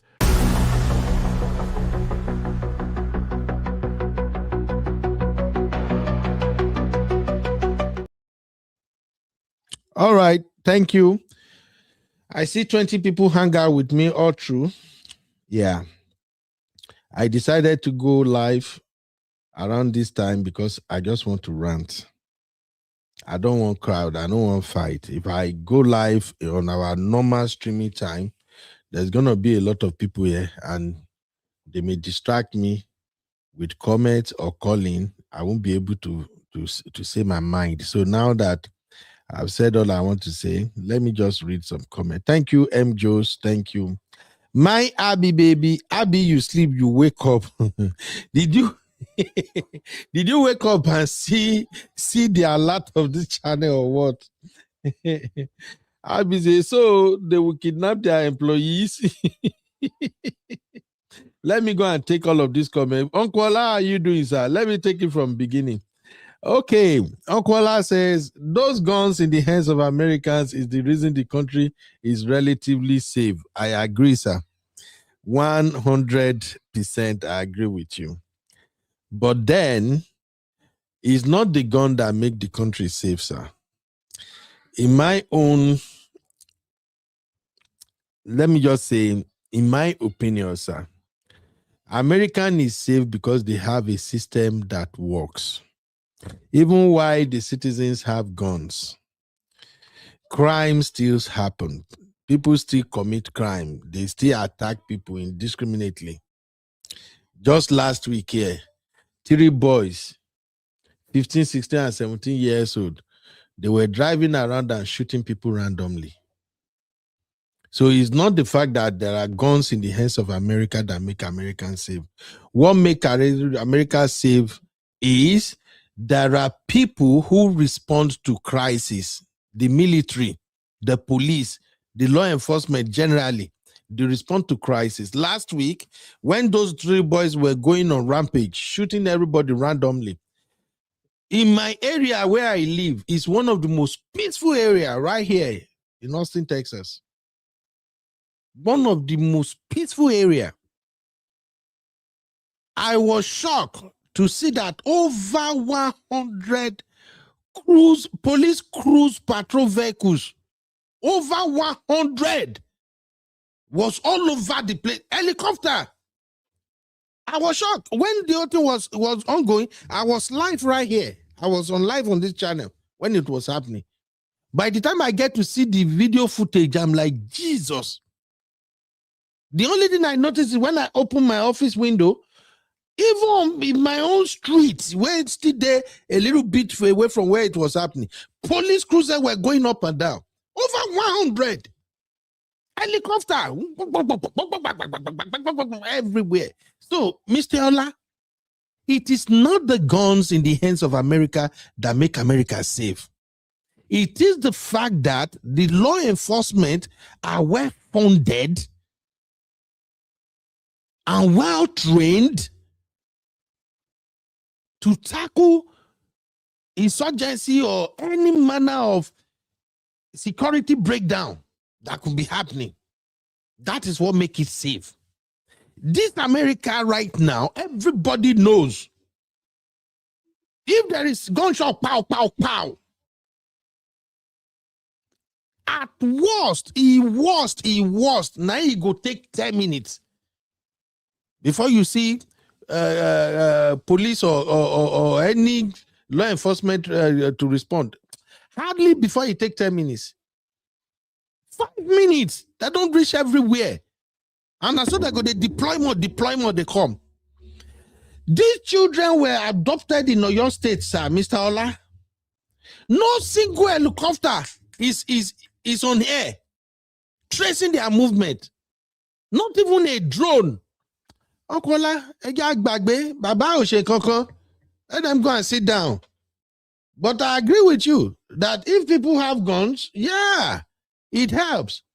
But your having gun cannot help if you don't have the law enforcement agencies that were trained to actually tackle criminals when they are on rampage.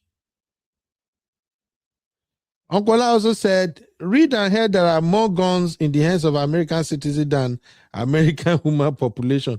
Absolutely. Gun plenty for America. There are some people that they are buying guns just the way we are changing phones. That is how some people are buying guns in America. Oh, there is a new one, a new model. They don't go. I was watching a video today. A lady, hairdresser, I think they posted on our blog on UBRF. A stylist, because of $10, a stylist pull out AR, assault rifle, on her customer. Inside her own house, assault rifle. So, Uncle Ola, you are right. He plenty. You can hardly count 3 houses in this America where gun no go dey. So if they attack one house, just know say the other 2 houses, they don't already carry their guns. So that they watch out. They see any stupid movement, one you bunny. You see? But let me keep going. Uncle Ola said, it's painful that Judge was weak. He should have stood against them, but he gave up. However, Obama got involved and supported APC. If not for Obama, Judge would have stood against them. The power against Judge was powerful. And Uncle Ola, Our current president was one of the people who was against Judge too. So that is why I'm so happy that now the president that said Judge was not doing anything and supported Buhari to come to power. I'm glad Baba is the one in charge himself now. And unfortunately, the country is falling apart under his watch. It is what it is. I'm sorry. All right. Uncle also said, I keep saying that every community should form a vigilante groups, register and apply for license to bear arms. Don't wait for state police or keep crying to the government. How many community can do that in Nigeria, Uncle Ola? It makes sense. What Uncle Ola suggested make a lot of sense, to be frank. If the government allowed the communities to form vigilante and carry weapon, at least the people who want to come and attack them, we know that you should be expecting fire for fire. But we government approve it. If government approve it, that same vigilante, are they not going to use them against the people when it is time for election? We saw what happened in Lagos State. Election is around the corner now. We will see what will happen again. So these are the issues. Even when you form the vigilantes, sooner or later, they will begin to use the vigilante against the innocent people. But let's not even look at vigilante right now. Let us see that, yes, police or army, they are deployed. They did their best. This thing is out of their control. And then we can begin to talk about other alternatives. But as it is, my big mama say they have sold that country to criminals. Yeah, it's looking like that. M just said, Tinubu is only a strategist to steal, loot money, bullying people to try sabotage other parties. Big Papa also say, I don't understand how Nigerians voted for someone who says it's my turn. No policies to seriously address the critical issues in Nigeria. Bami says it's my turn and it's Bami's turn. I'm just say, waiting tribe do for everybody we dey in power. Everybody don't suffer. Move people. Ogola said the banditry is beyond Nigeria. The challenge with Nigeria is that our leaders use security matters as political weapon. God bless you, sir. Then our security architecture is infiltrated with bandit apologies. Thank you, sir. And just to back up, just to support what Uncle Ola is saying here, for over 3 years now, we have heard this line over and over again. And the line is, oh, those Boko Haram terrorists, they are in the government. They are in the administration. I think it wasn't not President Buhari that actually admitted that those Boko Haram have infiltrated his government. And now when it came to President Tinubu's regime, I think the United States, there was a time Senator Ted Cruz and this other senator that is so strong about this Christian genocide. What's his name now? I forgot. There was a time they kept on saying they are going to name the terrorists in Nigerian government. They are going to name. What stopped our own government from conducting their own investigation and exposing those sponsors of terrorism in Nigeria? How many of them have been arrested and have their name published as Boko Haram sponsors in Nigeria? These bandits that are ravaging the country right now, don't they have leaders? What investigation has the Nigerian government itself done so far? How many people have been arrested? Even the one that claimed to be their negotiator that is walking up and down, the one that said they are our son, you can't kill them. He even came out publicly and said the government know who these guys are, that they meet with them, they talk to them. What has happened? It's all leads to one answer. We have weak leaders. We have weak leaders. The people currently leading Nigerians, they are not leaders. These are political jobbers. From top to bottom, they are political jobbers. That is why you see them hopping from one political party to another. They are just there to share the national cake. These folks have no clue what leadership is all about. The only idea of leadership that they know is how do we get the federal allocation and distribute it? How do we share it? How do we borrow more money? What is coming up from oil revenue? So they know. These are not leaders. The current crop of politicians you have in Nigeria, they are political jobbers. They are like insurance agents. Anywhere the money day, now that they go. Anywhere the power day, now that they go. Yeah. Why do you think it's so easy for the APC to have 31 state governors? Why are they defecting to APC? Is because many of these folks are not even politicians. Politicians usually have ideologies. Nigerian politicians don't have ideology. These are hustlers. They are all opportunists. The model of politics they are playing is not the model of politics that is obtainable in Western world. The people that sold democracy to us, what they are practicing in Nigeria is not what they sold to us. Yeah, if I want we really, I just call them what they are. I saw this guy video yesterday. Emeka, is it Emeka Ike or something? The one that used to be an actor. I saw him storming the INEC, say he bought form to contest for one position in Abuja. And I'm like, what? Emeka Ike? When did you become a politician? What advocacy have you done in Nigeria? I've never heard of him did anything politically in Nigeria before. So all of a sudden, Peter Obi is in NDC now. All of a sudden, Emeka Ike did NDC. I don't laugh, tire. Crazy. Uncle I say, ha. No, make it the entire cabinet. Muslim. Okay. When I was talking about Muslim. Uncle I say, no, make it the entire cabinet Muslim in a country where some people think it's Sharia or not, he is existential. For me, I don't care whether you have all Muslim or all Christians. If you are doing the right thing, nobody will really bother. At least, is it not this same under President Tinubu, we have Muslim ticket, and people really don't worry about it?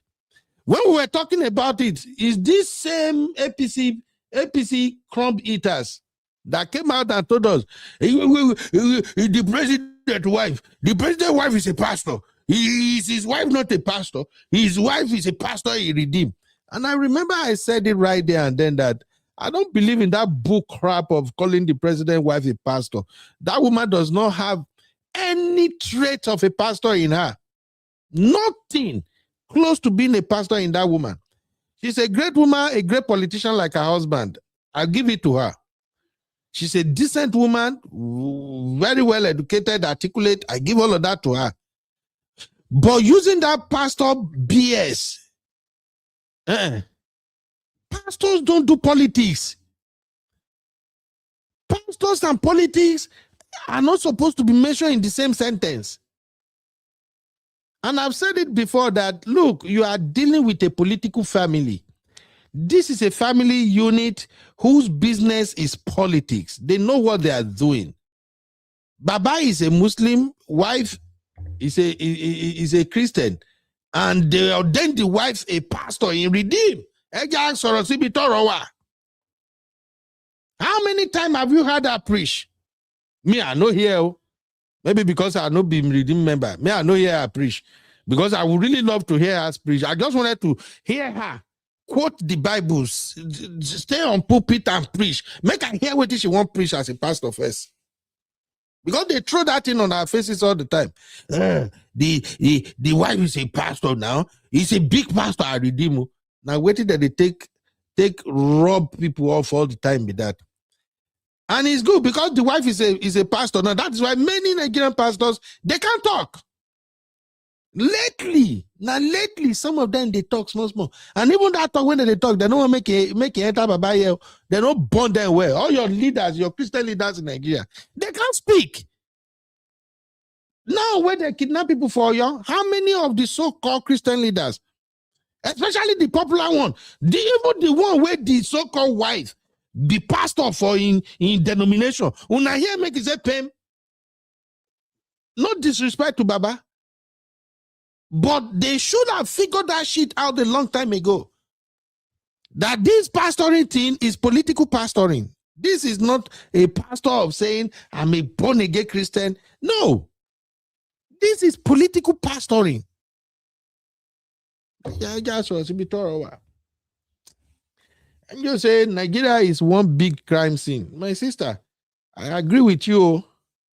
Okola say we have been under siege since 2015. APC escalated insecurity by importing foreign terrorists and bandits.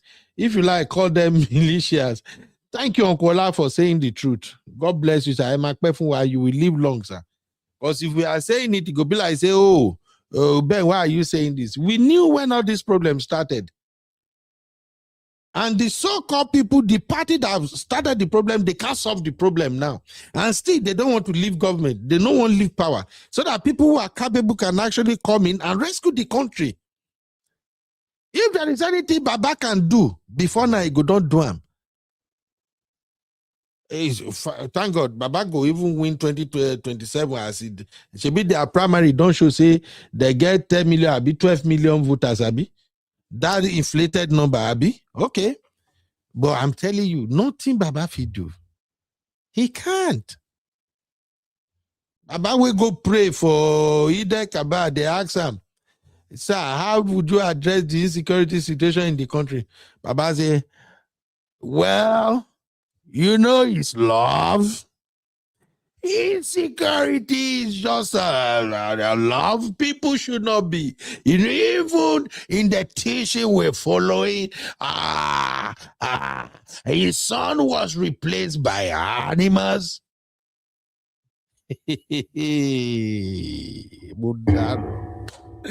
God, I beg. Who do we offend? I'm just saying the terrorists run the country. Them they dictate and make demand. Absolutely. That's what they're doing. They are the one in charge. I'm just saying the more Nigerians pray, the worse the country gets. What does that say? God has already equipped us with the tools, but we don't use them. Absolutely. Absolutely. Abby say, oh, Okola, sorry, sir. That was a mistake.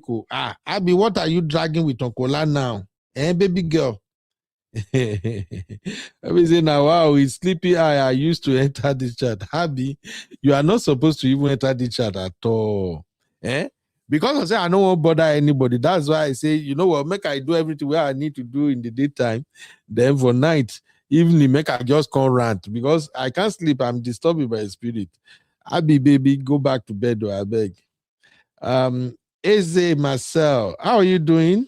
Marcel say, never seen Nigeria on her news like this. We are not on our knees yet too. We are about getting there now. It's getting worse. Marcel also says, self-defense is recipe for disaster. Thank you, my brother. Thank you. Not in a country like Nigeria. Marcel said, but why can't we employ the services of mercenaries? They won't do that now. They know what to do. Look, I can promise Nigerians one thing right now. As soon as this APC government is out of leadership, Unagosi said this banditry will just disappear. They will just gradually begin to withdraw. Right now, they know the modo operandi. All these bandits know what's up. They have a gas now. Are we not hearing report that the people who are doing all of this, they are part of government? Until the government prove otherwise, that they have vetted everybody and there is nobody in their cabinet that is working in tandem with these terrorists. That's where we can say, okay, this government is ready. But just wait. As soon as, if it doesn't happen in 2027, by 2031, when new regime come into power, and it's not this APC structure that we have, you will see this banditry will disappear. It will shock everybody. I'm only worried that the amount of damage these folks will do before that 2031, make everybody just they pray. But as soon as APC is out, you will see that we back off. Once you have a president that can give the order, that can say, you know what? In this country, there is no room for terrorism. Bombard everywhere. Buy anybody. Enter bush. I was saying it, I think it was on my sister, Mom of Five show this morning. I was saying that when you see true leader who want to tackle this Boko Haram insurgency, you will see the 250,000 Nigerian military, almost 180,000 of them will be in those forests. They will be in those forests day and night, combi everywhere. You will see helicopters will be on air every time. There will be drones day and night circling all over those forests.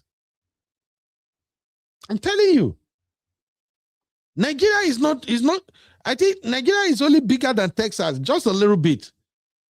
Nigeria is almost the size of Texas.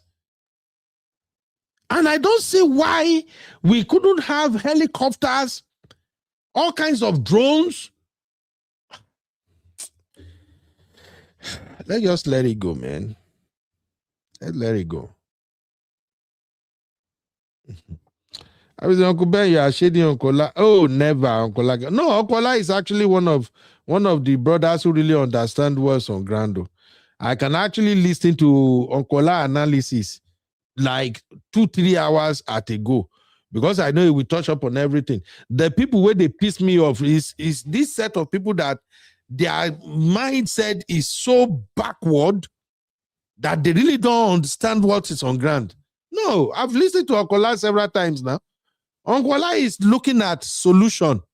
Anytime Uncle La speak, just listen. In fact, if you go to one man's show, Uncle La speak there a lot. Just listen. Uncle La's mindset is solution oriented.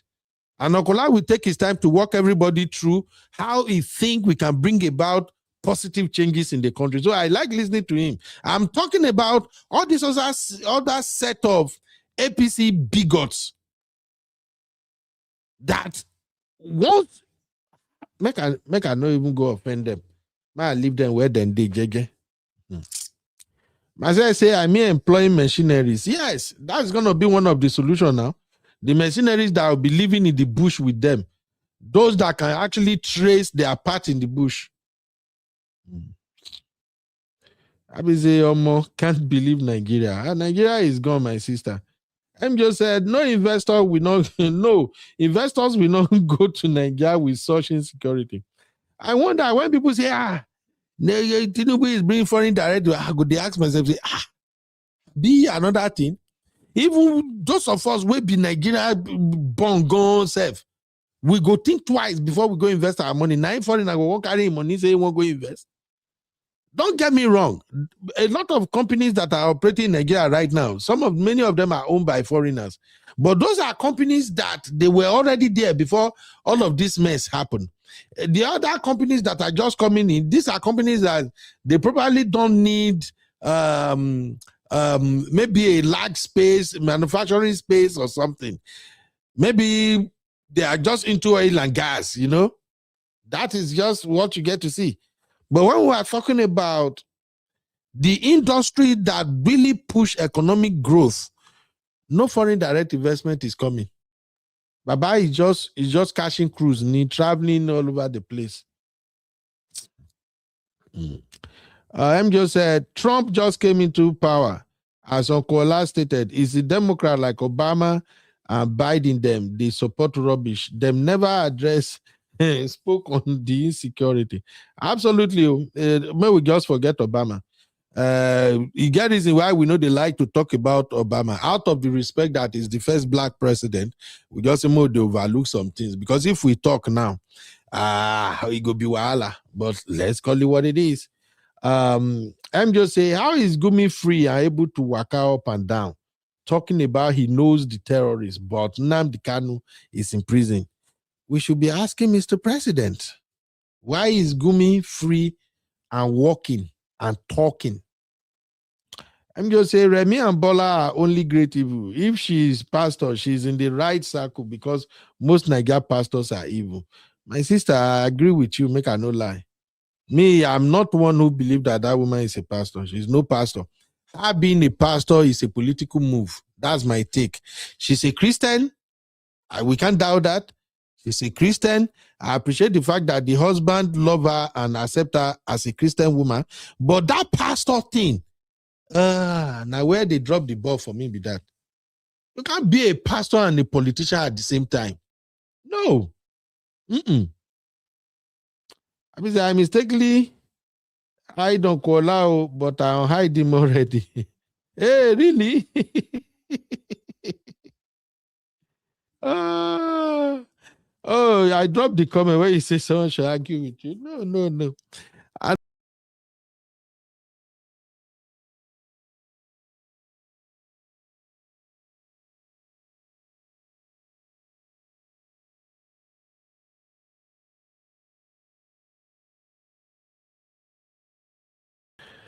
We're gonna know vessel my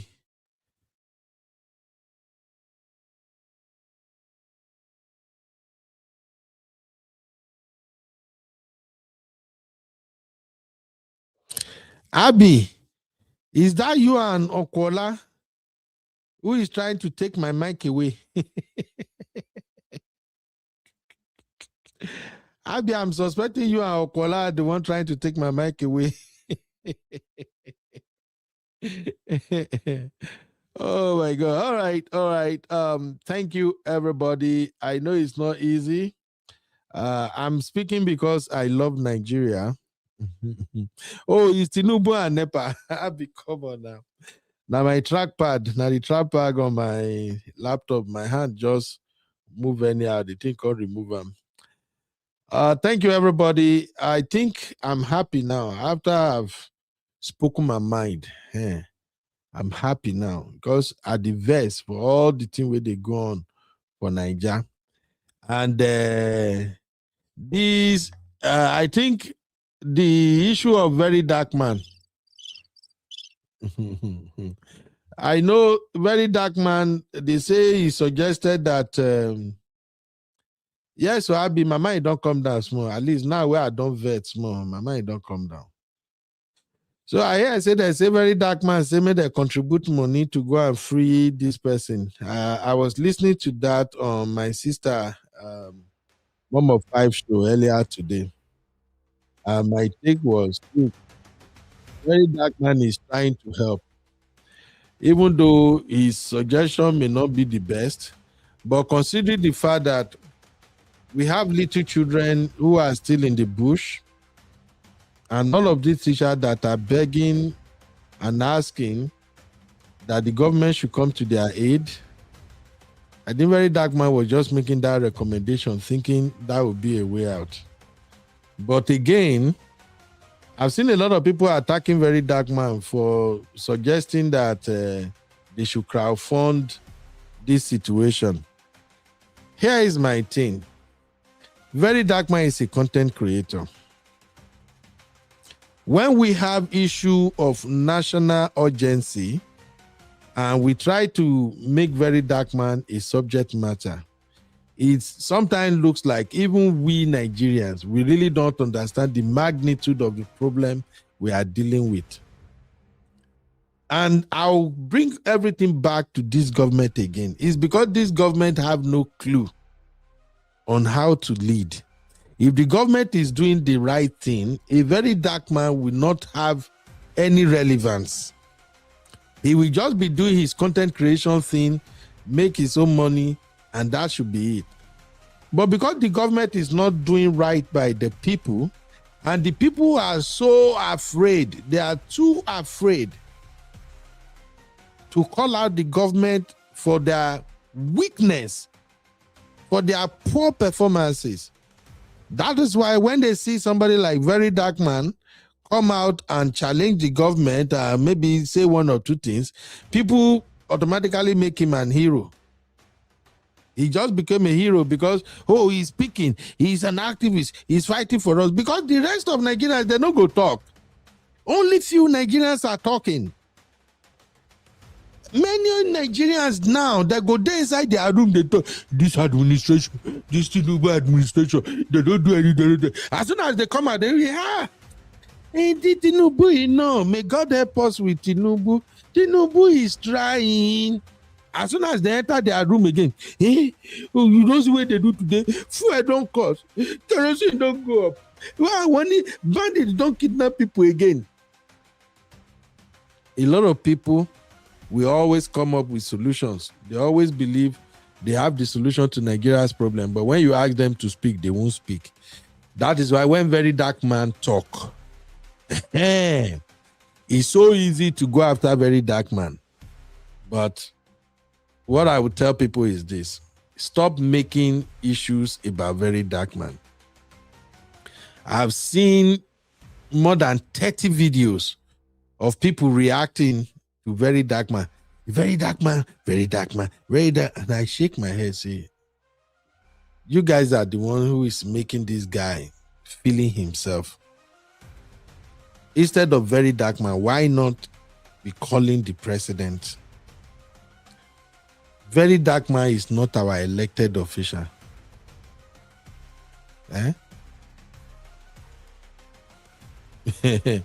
Very dark man is not our elected official.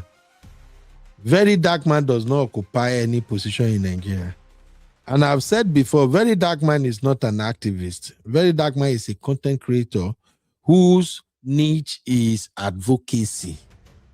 So anytime very dark man says something, please, if it is something that the government is lacking and we, our collective, are supposed to call the government out, let's make it about the government, the president, the governor, local government chairman, House of Rep members, senators. Let's make it about them. Don't let us make it about very dark man.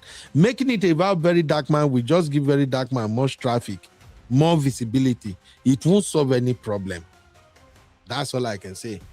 I've spoken my mind about this issue now. You will see that for my own, now my president now they talk to. That's the president of Nigeria. So I spoke about the president, spoke about governors, spoke about those in leadership. This video is 2 hours, 21 minutes as I'm speaking now. I only spoke about very dark man now for like 6 minutes. If we want to fix Nigeria, let us begin to address the people who occupy the office by promising us they are going to lead. Not the people on the side. Not the showers. Today again, I saw somebody going after the video. And the video was giving the person back to back too. I just shake my head.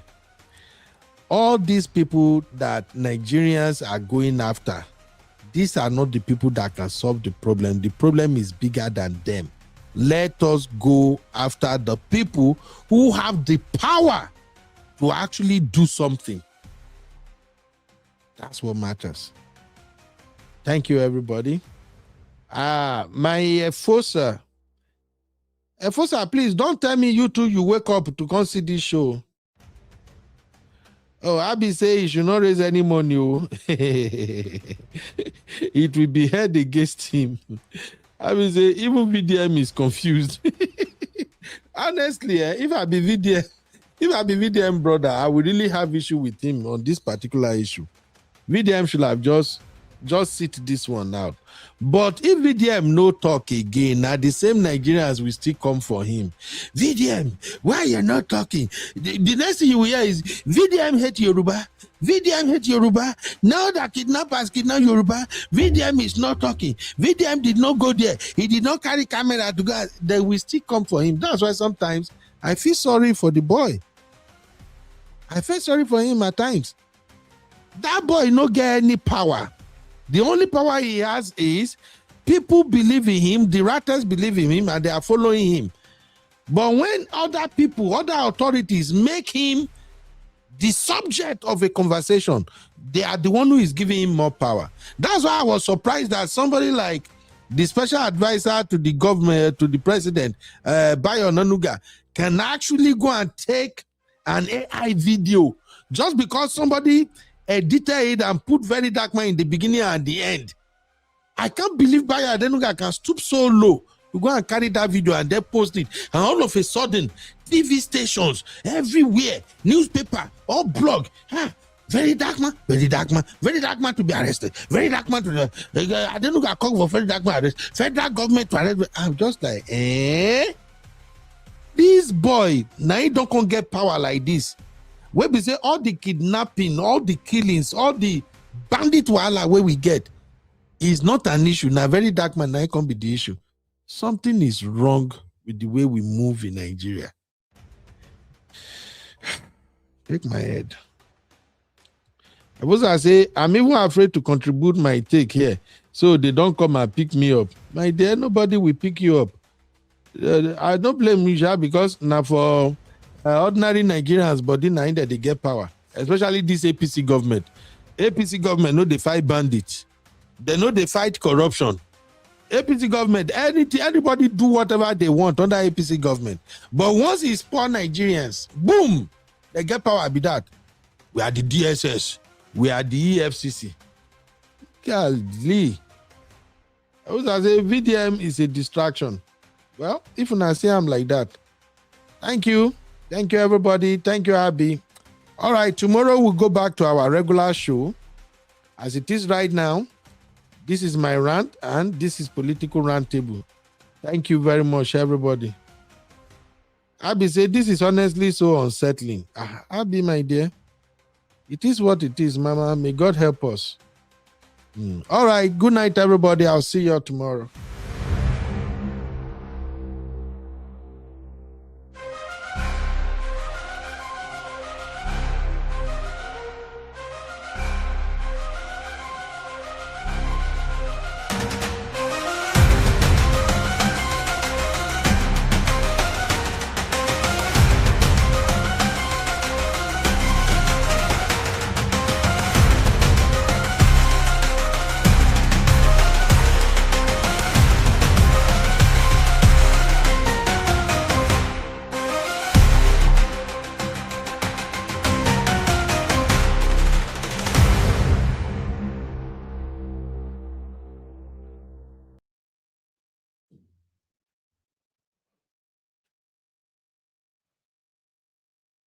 You are watching Political Roundtable with UB.